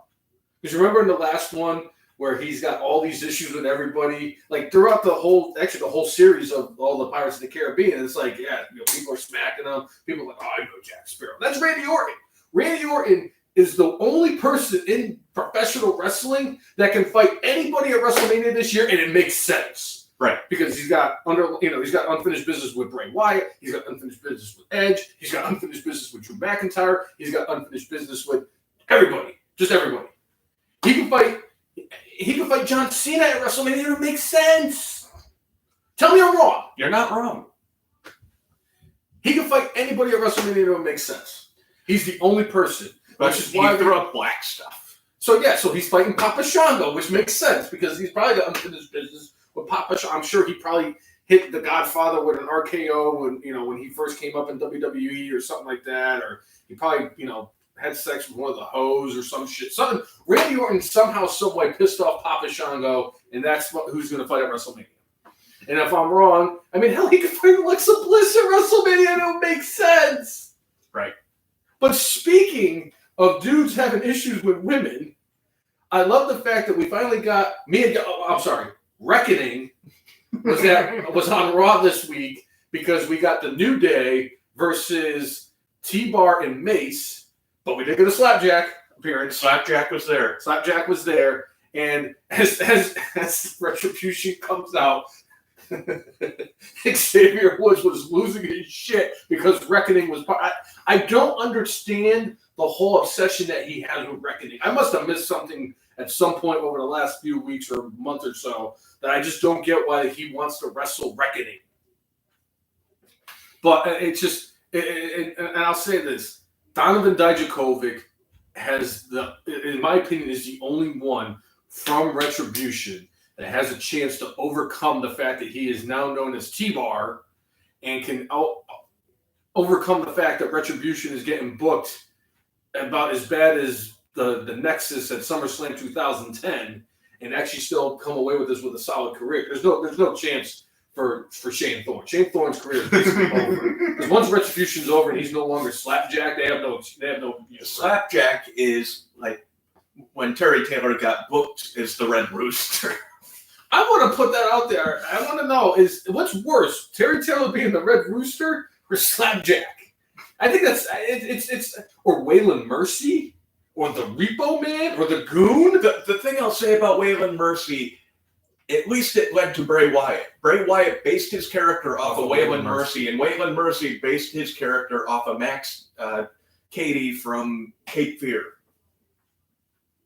Dan Spivey, man, that's a go. I love that dude. Dan Spivey should be in the WWE Hall of Fame, if I'm being honest. But again, we can always dedicate an entire 4.5-hour episode to people who should be in the WWE Hall of Fame. People who all right, well, let's start moving through this stuff because this podcast can't go 3 hours. No. All right, we had Asuka and Charlotte going against Naya and Shayna.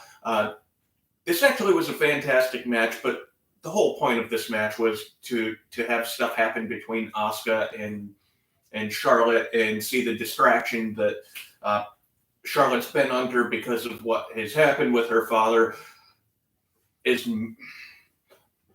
did all sorts of backflips, monkey flips, cartwheels, somersaults to try to explain the actions of Ric Flair in this like behind the scenes backstage at Raw when she and Ric Flair like were talking with each other, where Rick was saying, I did all this because you need to be the Raw Women's Champion and I needed to light a fire under you. And it's like, she just came back from injury. And they just like immediately put her Injury. They put her directly into having the women's tag team titles. Even though they booked Lana so much better to be in that match, and Lana deserved it more than she did because it made more sense for Lana to be in the match because of her issues. That she The explanation was so stupid here. Yes, agreed. It was just the worst. The worst. That was terrible. And again, thank you, Alfonso Estrella. He's going in. Thank you. He is. If El Jefe is still watching right now, Jeff, I know that we said that we're going to put a Hall of Fame committee in. He's getting bypassed by the committee. I'm putting his ass in the FMR's Hall of Fame this year. He's getting golden ticket. He's getting a golden ticket. He's getting a Lifetime Achievement Award. He is going to be like the frontline main eventer of the FMR's Hall of Fame this year because he killed that storyline. Thank God. Also, within this backstage segment with Rick and Charlotte said that Rick also wanted to be the nature boy with her, which to me is definitely skirting a line. I don't think she meant to say it the way she did, but it almost sounded like Ric Flair wanted to be with his daughter. He wanted to woo his daughter. Yes. See what I did there? Woo. Yeah. Yeah. Double meaning. So, yeah, this whole thing. So now that you're attempting to get the shirt back on, are you going to do the truffle shuffle? In a little bit. Do it. I'm not standing up though. Okay. But they probably wouldn't see you. Exactly. All I'm right. John Cena. You can't see me. All right. So let's move on to Smackdown. Yeah. Yeah. So Roman comes out, cuts a promo on Edge. Very similar to what Orton did last year to spur on Edge. But Roman is like, go home to your family before you get hurt. Mm-hmm. You're going to get hurt here. Daniel Bryan comes out, cuts a promo on Roman where Daniel's saying, really, you need to have the match directly after you could. Were you scared that if you gave me a half hour to recover that you might not win? I'm going to tell you right now, I still think that was so perfectly booked on Sunday. I'm sorry. It was perfect. Perfect for Roman's character. Oh, yeah. Perfect for continuing this. Yep. And perfect to Daniel Bryan will be the next bump in the road before we end up getting Edge and Roman at WrestleMania. Agreed. Jeez Louise, I'm going to have to pull some hairs off my arm because I got this shit all over it. But Jay Uso ended up beating down Bryan during this segment. Bryan was also showing some wear and tear from the chamber match where his knee got messed up. Mm-hmm.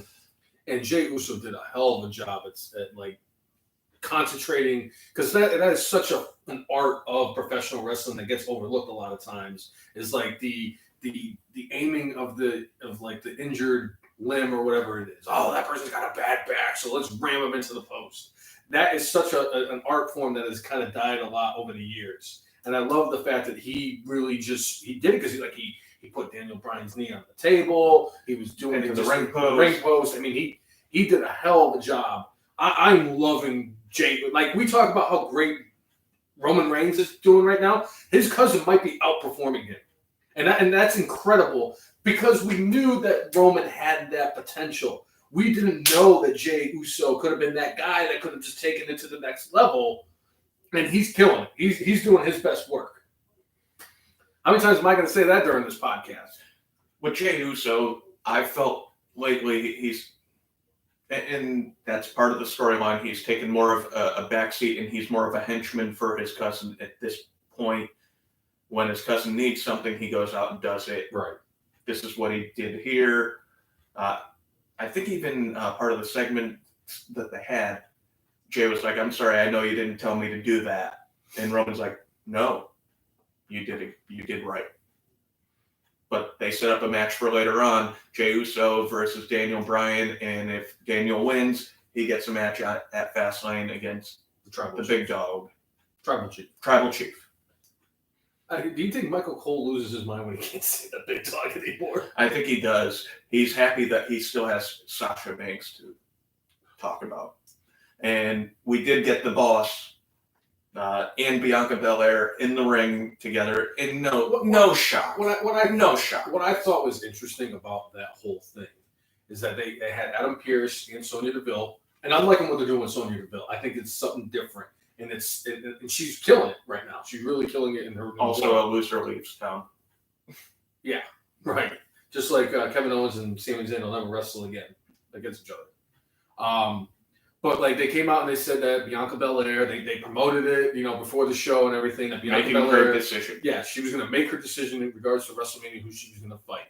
And they were like, "Are you going to fight Asuka?" And then they did the video package for Asuka. And then it was great. And then they did the same thing with Sasha Banks. And what really gets me is that it's the one thing, the one caveat from that whole situation last night that kind of like had me scratching my head was, if that was the case and the Royal Rumble winner was going to choose her opponent, don't you think both Asuka and Sasha should have been in the ring with her last night? I mean, it would have made more sense. Don't get me wrong, like you said, the video package was really good for Asuka, but like and then Reginald comes out and he's doing this thing and like this whole like these extra different directions are going in. And I'm telling you right now, Sasha Banks has been cutting a lot of heel promos lately, so it's making me think that she's going to turn by Fastlane. And Reginald, I think, is going to be part of that package. Oh yeah, absolutely. Not bad for a guy from Cirque du Soleil, whatever the hell it is. Circus Dirk Nowitzki, or whatever the hell it's called. One thing, just minor little issue. They made Edge make a big deal out of the NXT men's title. Why did they not make a big deal out of Io Shirai being the NXT women's champion for this decision? Of course, Io Shirai's fighting everybody and her sister down in NXT right now. Even so, they should have promoted that fact. I'm gonna tell you, she could decide Io Shirai, but I think Bianca and Sasha are going to have a trip. Not that they're definitely going to have a great Not match. To say that if Bianca had actually chose Asuka for her opponent at WrestleMania, it wouldn't have been a great match. Well, it's going to be Asuka and Charlotte. It's going to be, and they're going to have a great match too. Of course they are. But I need Becky Lynch to interfere and cost Charlotte the match. That's what I need in my life. Good. Or she's going to make it another triple threat match. Well, it could be what we talked about a few weeks ago, where Becky traded in the Money in the Bank for the title, and Becky is the Money in the Bank holder. I hope you're right on that. And you, for whatever reason, are better at that stuff. All I'm going to say is, for you, Punjabi Prison. Punjabi Prison. That's all I'm going to say. I like what they're doing. I'm excited for Sasha and Bianca. I'm being brutally honest. I am excited for that. And I think that Bianca's going to have her, I know you don't want to hear this, her WrestleMania moment. She can have a WrestleMania moment. I just don't want Michael Cole the second after it happens. Well, that's a WrestleMania moment. It's like going, and WrestleMania moment happens because it's a moment. After Hogan slammed the Giant, you didn't have Gorilla Monsoon and Jesse Ventura go, well, that was a WrestleMania moment. Brother. Didn't need to. You knew. They didn't have it either when Vince McMahon and Steve Austin joined forces at WrestleMania 17 either. You didn't hear Jim Ross or Paul Heyman make that comment either. So basically what you're saying is Michael Cole is ruining WWE. Okay, I'm good. I'm good with that. I'm okay with that. As long as we establish it. I wish there was a way we could put up that picture with him like having the Tism face. That is part of the video feed. A couple other things of note. The Mysterios went against Otis and Chad Gable. I know Ray took the pin here. I wanted to bring this up because I didn't miss last week's episode. I hope to God that what we've witnessed the last few weeks on SmackDown in regards to Otis Dosovich, with him going from the top to the second rope and hitting that splash, that we never see the fucking caterpillar again. That is not a real move. It's shittier than the 5-knuckle shuffle and the fucking people's elbow. I'm sorry. It was the worst finishing move ever. And I'll tell you right now, that jump from the second rope that he does looks fucking devastating. And I'm a little bit more intrigued, like, because like seeing him come out there, and I'm like, last week I said it was my good that Otis turned heel, and then like I'm watching it last night, and I'm like, I can't grasp that this giant goofball who is basically like the new, like basically taking over the torch of being the comical relief from R-Truth. If R-Truth ever retires, I'm convinced R-Truth's going to wrestle. He was hilarious on Raw too. I mean, R-Truth is God. I love R-Truth. He's going to be in the FMR's Hall of Fame at some point. But Otis I like the new finisher, and I think this is that's what they're going to do. That's the route they're going to go with him being a heel. He needs to keep that as his finisher because it looks devastating. I think he should have had a maneuver like that as his finisher for a long time. Oh, I agree. If you're a man of that size, I'm just thinking back to like the 80s with like a guy like King Kong Bundy. He had the avalanche and the splash. Yep. You had the earthquake who did the running jump and like jumped on your sternum. Yokozuna had the bonsai drop. Vader had the Vader bomb. Bam Bam Bigelow had the flying headbutt from the top rope. You utilize your size. Yep. What you have, what is a strength of yours, your size. And that was another thing that we talked about in the podcast years ago when Braun Strowman first came in. And it's like his move is a power slam. And it's like, yeah, if I were to power slam you, it wouldn't be that devastating. If Braun Strowman power slams you, you're going to fucking feel that. 420 pounds? Well, I think at this point he's 380 or 385. Same thing with Mark Henry. Remember when Mark Henry had the world's strongest slam? 400. That looked like it hurt. Because you have 400 pounds compressing your chest between that and the ring. And a guy who is strong enough to actually bend a stainless steel frying pan. Mark Henry I love Mark Henry. I could go on and talk great things about Mark Henry. But anyway, I love the fact that Otis has changed his finisher. But like Chad Gable being a heel just doesn't like this is the second time they've done this and it doesn't make any sense. Let's see where it goes. It's a better direction for both of them than where they were heading. Oh, I agree. And I'd like to see Otis win the Andre the Giant Memorial Battle Royal because I will still mark out because Otis is still my dude. Moving on to somebody else who I think was long overdue to get some time and get an opportunity. And they kind of gave him an opportunity here and there, but not what I would consider real strong opportunities. Apollo Crews came out and cut the best promo I've ever seen the man cut. He talked more last night than he had in every other promo since he's been on the main roster combined. And the Dave Winfield smile was gone. The Dave Winfield smile was gone. But he explained his lineage. Yep. He explained the scarf or whatever it was. Yeah. Explained what the colors meant and why it's important for him and how he's did he say it was like descendant of kings and like. Yeah, he did mention that, and he talked about his grandfather and his great-grandfather last night, and like he's like, and I'm going to show it on my opponent, Shinsuke Nakamura, which brought me to my point real quick. Nicole had asked me, she's like, well, what do you think about Apollo Crews? I said, Nicole, I'm like, and it's nothing against Apollo Crews, but the way that they've booked him over the last 4 years, and 4.5 years since he's been on the main roster, I'm like, I just don't care. I don't care what they do with the guy. I'm like, they have not done anything up until the point till last night, since he's been on that main roster, prematurely, like we talked about years ago, he has ready not to go in the ring. He's a tremendous hand in the ring. I'm like, but the fact is that when he was on the show up until like on Raw, it's like 12 people cheered for his ass. Nobody cared about Apollo Crews. So I'm just in the mindset and like, I just don't care. I'm like, they have done this where I just don't give a fuck what they do with Apollo Crews because at the end of the day, Apollo Crews is not Roman Reigns.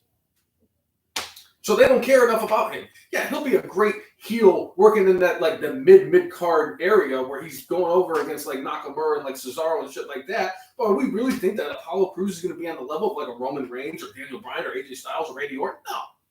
So I really just like, yes, I'm glad that he's getting this opportunity. He's benefiting from the fact that Paul Heyman is on SmackDown and booking. But I, honest to goodness, at the end of the day, I really just don't care what they do with Apollo Crews because they haven't done anything to draw my attention towards him over the last 4.5 years. Well, hopefully this is a change in direction with that, and you never know when they're going to strike with something out of nowhere, where you have that moment as a wrestler where you understand what your character is and the things you've been building over the years. Apollo Crews, most of the issue was he had no character. He had a little bit of a thing when he was with Titus Worldwide. I can't even do that, damn it! Asshole. With all due respect, Right. you're an asshole. ASSHOLE. I'm an asshole. Thank you, Dennis Leary. So I'm encouraged that he actually, I know a little bit about his character now. It's like, this should have been the starting point from 4.5 years ago. This should not be 4.5 years in. Oh, hey, we're going to give you an opportunity, pal. And I like the fact that Paul Heyman is actually giving people like Apollo Crews, booking Cesaro a little bit better like they have been doing. Same thing with Nakamura, because, I mean, those guys are ultra-talented guys in the ring, and for whatever reason, I think they all collaborated with Ricochet and took a giant dump in Vince McMahon's Cheerios, but, you know. So Nakamura and Crews have a match. Crews was much more aggressive than normal, and Crews went over in this match. It looked great, and this, again, hopefully is the start of something, but this is where he should have started when he first came off. Agreed. Dave Winfield. Yeah. We had Street Profits go against Sami Zayn and Baron Corbin. I love the fact that Baron Corbin went to, because you know how he does that move where he rolls out of the ring, kind of runs, and then rolls back into the clothesline? And the camera crew got in the way. Get out of the way! I can't understand why people have all this hatred towards Baron Corbin. The man is a great heel. He gets that legitimate heat. That is an art form that is always overlooked, because you can get heat in certain ways, but the fact is people just fucking hate him. That's all it is. And he's not bad in the ring. He's actually, I'd say, above average, if not good in the ring. He's not great. You're not going to see him having Dave Meltzer jerk off to him on a weekly basis. But at least he's serviceable enough that he can work with anybody. And I enjoyed his work. Him and Sami Zayn worked very well together. But I mean, my God, watching that match at Montez Ford hitting that freaking frog splash, he's got the best frog splash in the business. He does. He also did, the flip outside the ring, and it was almost as bad as the one last year where he ended up Brainless One himself. You're WrestleMania! And like nobody was there to catch him, and they weren't supposed to be there to catch him. I was like, what in the fuck? But he almost did not hit anybody at all. Yeah. He hit enough of the person, I think, landed on his butt, as opposed to his back last year and his tailbone. But that also was when the second time the camera crew got in the way of Corbin and he flipped out, but that ended up leading to the end of the match. And Street Profits going over here in Montez Ford with the greatest frog splash of all time. Agreed.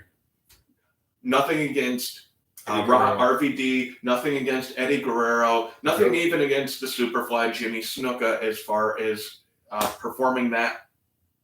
But like, he gets up higher than everybody and has more kind of pliability in his body when he does it. Agreed. Love it. Street Profits win. All right. So we had Seth Rollins come out and talk with Cesaro, trying to explain to Cesaro that, do things my way. This is all I've wanted. I want the best for you, and you're not going to succeed because you just don't have the killer instinct. Right. And join me. Cesaro just ended up walloping him. I love it. And did the giant swing for like 5 minutes. I love it. We're going to get Cesaro and Seth Rollins at Fastlane too, which is a shame because that is a match that is caliber of WrestleMania. It could continue into WrestleMania. They could have this escalate. They have, in this feud, brought up their past together. Mhm. If they're bringing up their past, This could be protracted out, and it could be escalating as we go, and it could lead to some sort of gimmick match at WrestleMania, whether it's a Falls Count Anywhere, name the stipulation, but something where it escalates beyond just having a straight ahead match. 2 out of 3 falls match. Can't be a wettest hair match because Cesaro doesn't have any. And Roman Reigns should be inserted into that match. Right. I think either way, they're going to have a great match. I still think that what's going to end up happening is it's going to lead to Daniel Bryan and Seth Rollins at WrestleMania this year. I can just see it because Daniel Bryan is going to need a quasi high profile match, and Seth Rollins is a guy who has that type of potential. Okay. So, which brings us into Daniel Bryan versus Jay Uso for the main event of Smackdown. And if Bryan won, he was going to get a title shot at Fastlane. mm-hmm. What we ended up here is an F finish. We had a double count out, which does this mean they weren't clear with the stipulation? And it was funny too because like when it happened, they both were like, Daniel Bryan didn't win the match. And then, I think that was Michael Cole was like, Daniel Bryan didn't win the match, and Corey Graves was like, but he didn't lose the match either. And I'm like, there's going to be something on SmackDown coming up. I guess Teddy Long's going to come out and they're going to be in the tag team match later. Right. Or they're going 1-on-1 with the Undertaker. But after the match, Roman took out Daniel Bryan. One thing we discussed before was about Daniel Bryan selling the bad knee from Elimination Chamber and Jay working that knee over throughout the entire match. Yep. Again, great booking and great continuation of a storyline. Yeah. This is not something we could always talk about with WWE. Yeah, I know. I mean, between continuation and just stupidity, I mean, see the Charlotte Ric Flair storyline. Continuous stupidity. Yeah. Continuation of stupidity. WWE's trademark. Right. All right. So NXT this week. One of my favorite things that ever happened this week. See, I had less of an issue with that than You always have less of an issue. But I told you I was going to try to embrace it more, and I'm like, okay. So there was chicanery at the end of it for when freaking Johnny Gargano lost to Dexter Lumis because it wasn't completely clean. He still lost. Can I say that wasn't even the worst part about that whole situation in that first match from NXT? And I was more bothered by the shorts that freaking Austin Theory was wearing. Can we talk about that instead? I don't really want to talk about it. I'm like, but all I want to know is like, does the Blue Meanie know that Austin Theory called him, or Austin Theory took his freaking shorts? That's what I want to know. I mean, what was he thinking? Was that like the last piece of wardrobe he had in his entire like he's really like 3 months behind the laundry? And that was the last pair of shorts he had. Yes. I mean, they were terrible. It was I couldn't. That I had a harder time digesting than the fact that Johnny Gargano, the North American champion, losing to Dexter Lumis. I had more of an issue with the shorts. Maybe that's the reason why I give Gargano a pass for losing to a champion losing in an untitled match. I thought NXT was beyond this thing. We don't see that happen with champions very much on NXT. It happened with Lorcan and Birch, and now it's happened to the North American champion. I think this is like the second time.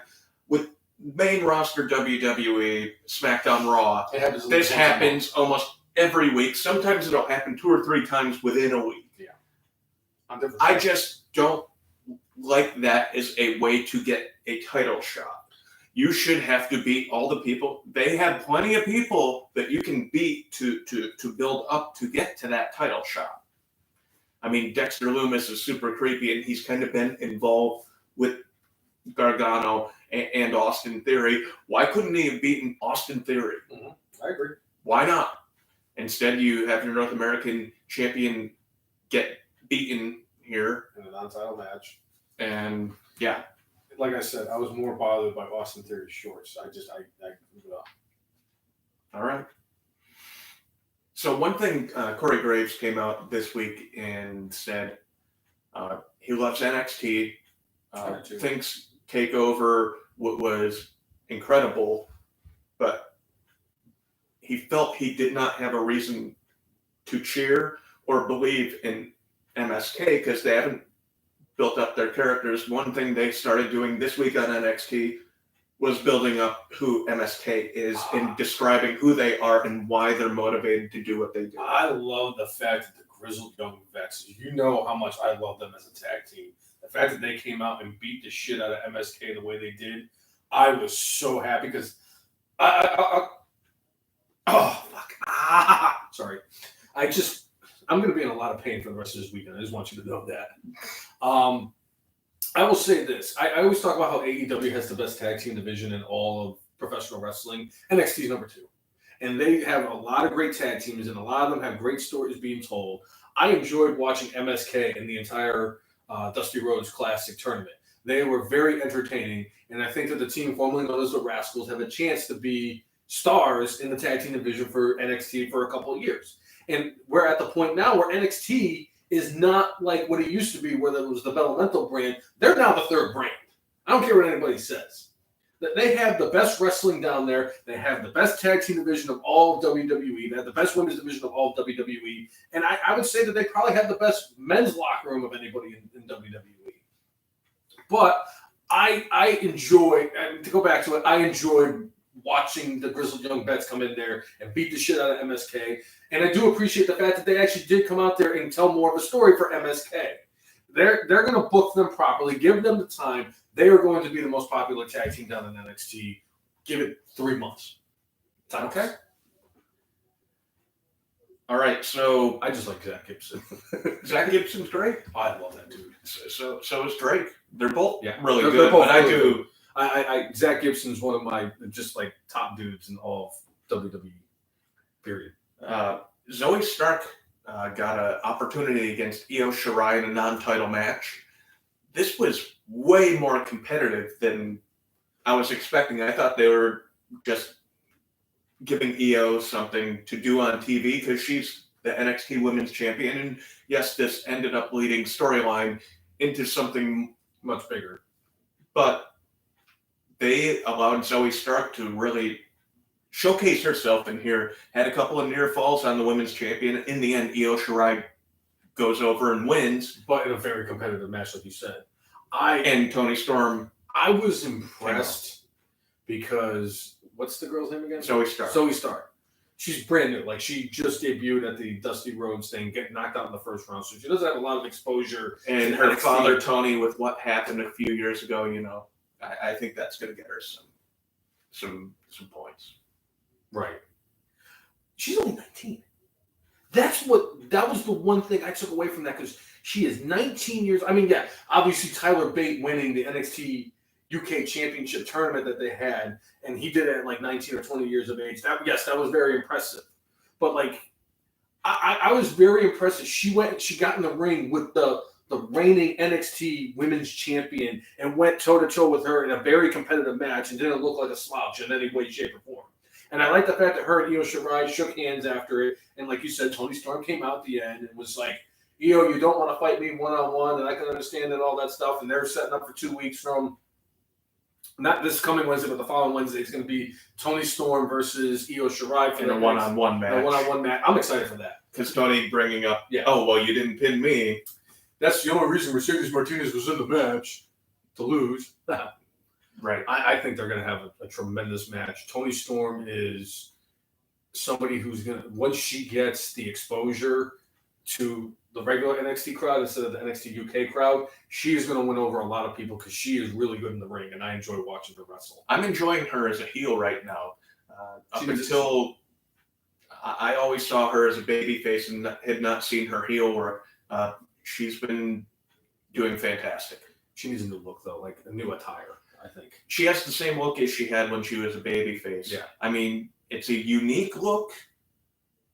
It could use a freshening up. I agree. Doesn't have to be a complete overhaul. She just needs to tweak it up a little bit to make it seem more heelish. Right. So we had Casey Canizero going against Zia Lee.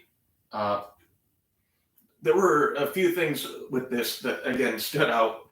Zia Lee looks like she belongs in Mortal Kombat. Yeah. The game. yes. Her entrance looks like it belongs in Mortal Kombat. the game. She looks like she deserves to be in the new Mortal Kombat movie. I love the thing they're doing with her and the storyline with her and Kaden Carter and Casey Cannizzaro about, hey, this isn't you. And she just is tearing through them. Oh, yeah. And she's easily squashed Casey Cannizzaro. The one thing that I took away from that was they had that moment where Casey Cannizzaro was out of the ring and she had her foot up on the steps and like Zia Lee hit it. I don't know if she timed that perfectly, Casey. I mean, they both had to time it perfectly, but my God, that looked dead. I was convinced she broke her leg. And they're kind of selling it like she broke her leg. Like, people are actually convinced she broke her leg because that's how well it was sold. And if that's the case, like, if she broke her leg, that sucks. But if she did it, my God, they both deserve Emmy nominations for that performance. Because I was like, oh, because you know how every once in a while something happens on TV or in a movie, you're like, oh, that was me on Wednesday watching. I was like, oh no, that looked like her. One thing that happened on Wednesday that I was not like, oh, yeah, but I did chuckle a bit. Cameron Grimes, throughout the entire episode, kept on trying to do what the $1 Million Man did, 30 years ago with not having somebody dribble a basketball 10 times. Unfortunately, he had to pay out an awful lot of money before he finally got somebody to not dribble 10 times. But this dude, he is selling it as much as he can. I love Cameron Grimes. He's just too entertaining and too talented to not be like a legitimate person in NXT. I am enjoying his work, and I loved what they did with him on Wednesday. I do. It was fantastic. All right. Then we had Santos Escobar and Karrion Kross, and I think they were referring to it as a street fight, no holds barred match, whatever it was. More or less, this ended up being a 3-on-1 handicap match, and it didn't matter. We still had Karrion Kross go over and win this match. I was entertained as all heck by this match. All the different things they did, he was out with a shoulder injury.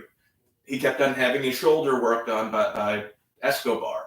They had the moving truck out back that they showed throughout the entire episode that he ended up closing the door on Kross's head and arm area.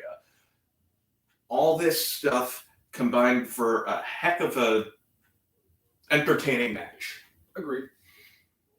But Kross goes over, and Kross, I think in interviews, has said he wants to face Finn Balor at NXT when WrestleMania season comes around. I don't think that's going to happen based off of what we saw at the end of the show.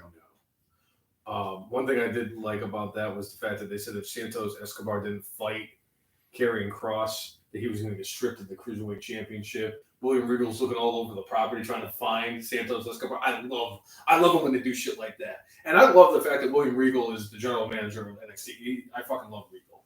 Right. And as much as Karrion Kross does deserve a shot because he technically didn't lose the title, like you said, we're going to have to retire the... Because I don't think it's going to happen. He's not going to... Yeah. At the end of NXT this week, we did get Adam Cole cutting a promo. He did a great job of screwing with the audience. Mm-hmm. I'm so sorry. It was a big mistake that I made kicking Kyle O'Reilly in the face and doing what I did last week. If I could apologize to you face to face, I'd do it right now. Roderick Strong comes out and he's trying to apologize to him, and then Finn Balor comes out and then just attacks. Mm-hmm. And at one point, Strong ends up hitting Adam Cole, and they knock Balor out of the ring. Mm-hmm. And then the two, Strong and Cole are having a moment where it seems like, they're all right, they're buddy again, and we get a low blow and we get a super kick from Adam Cole. We're going to be getting Adam Cole and Finn Balor at WrestleMania this year. I have no question in my mind. And I was actually thinking there was going to be Pete Dunne and Finn Balor for the title of WrestleMania. No, Adam Cole has put himself back in the main event picture, and that's where he belongs. And one of the caveats that not a lot of people are mentioning is the fact that Pat McAfee is basically saying, I told you guys this is what Adam Cole was really about. I told you, but you didn't listen to me. And I love it because we're going to get McAfee back soon. And I just think it's great. On another note with Pat McAfee, I want to say it was the Wrestling Writers of America, I think it was. They did their yearly awards, and they announced that they said that Pat McAfee was Rookie of the Year, and he celebrated it thusly. It was the same thing that said that. Was that the same one that declared Marcus Alexander Bagwell in like 1991, the Rookie of the Year? But they also, they always that was the gimmick that they had in WCW that like Marcus Alexander Bagwell was the Rookie of the Year. It was the one time I ever heard them speak of the Rookie of the Year ever in wrestling commentary. I will say this: it was the one that said that MJF was most charismatic or some shit like that.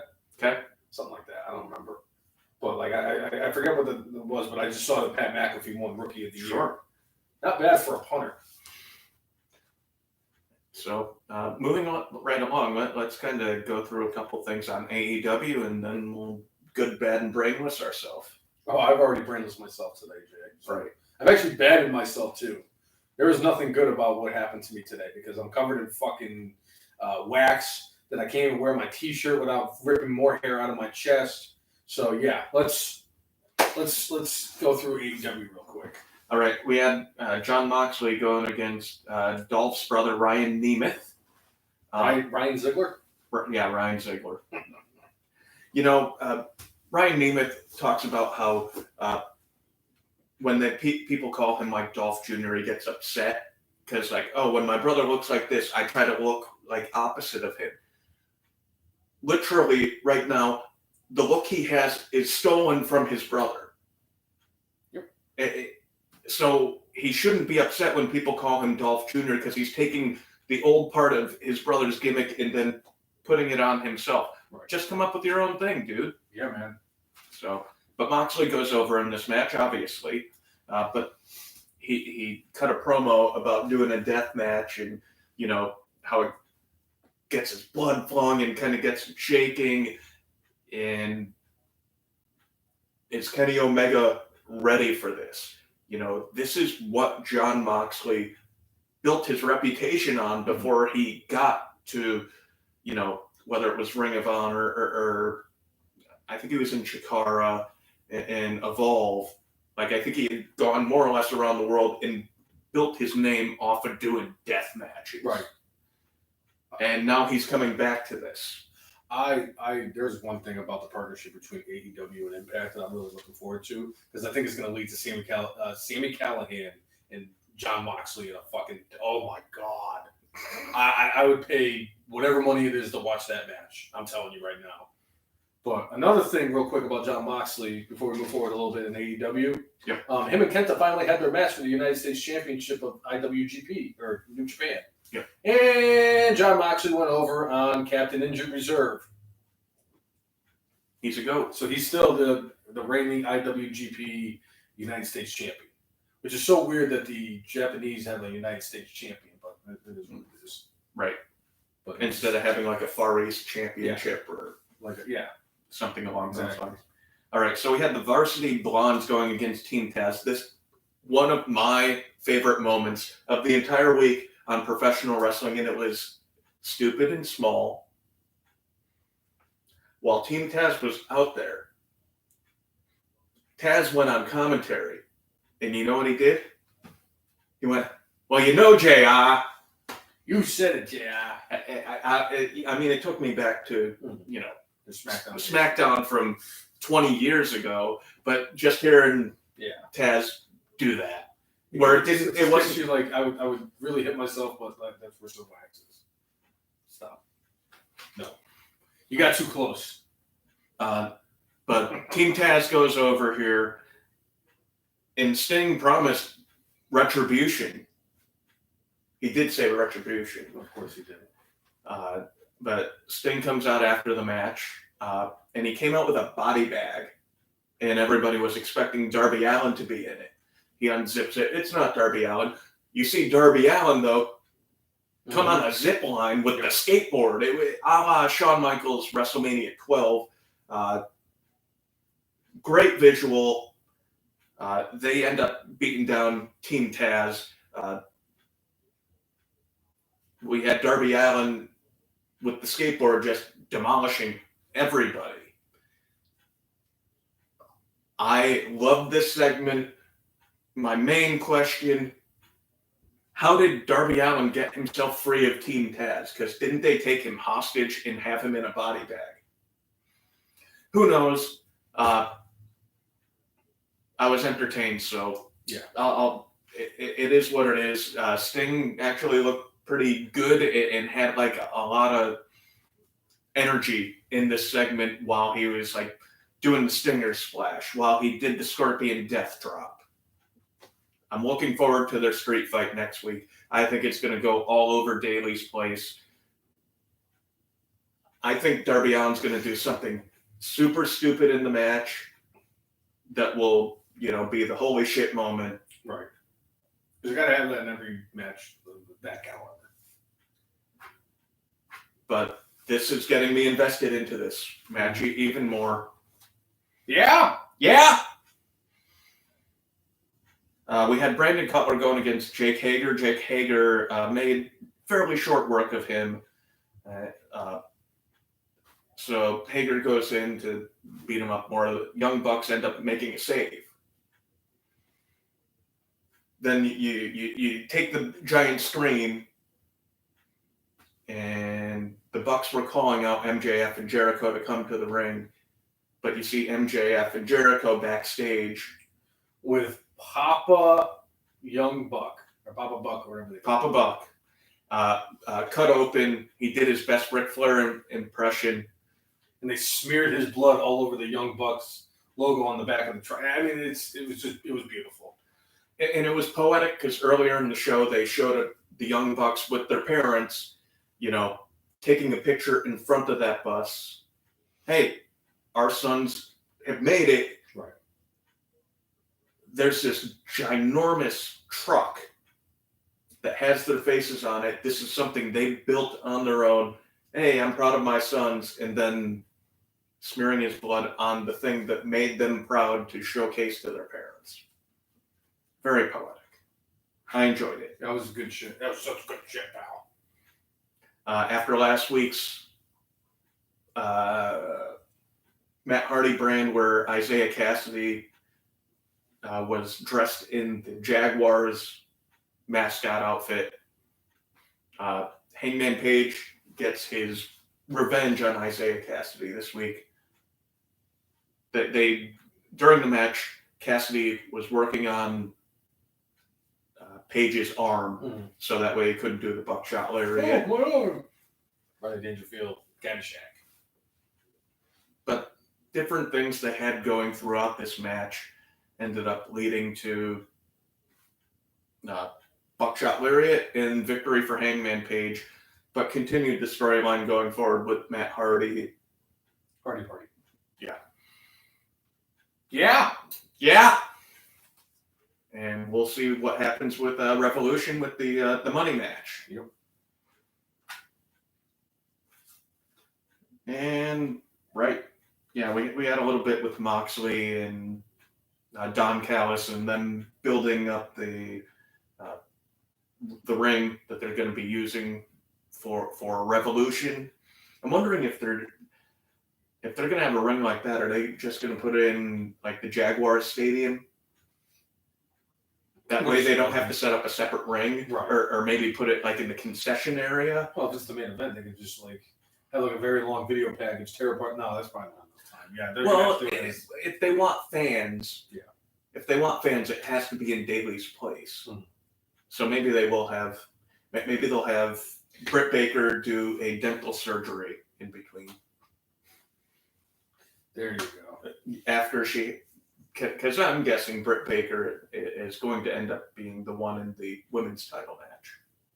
Even though she lost the... Did she lose to Nyla Rose? She lost to Nyla Rose. Okay. Don't get me started on that. I'm already in a lot of pain. I don't want to I'm already. You don't want to cause yourself more pain. I don't want to cause myself any mental pain right now. So because I can't even wear a t-shirt because the fucking wax is still on my chest. Yeah. I'm not making a deal with that ever again.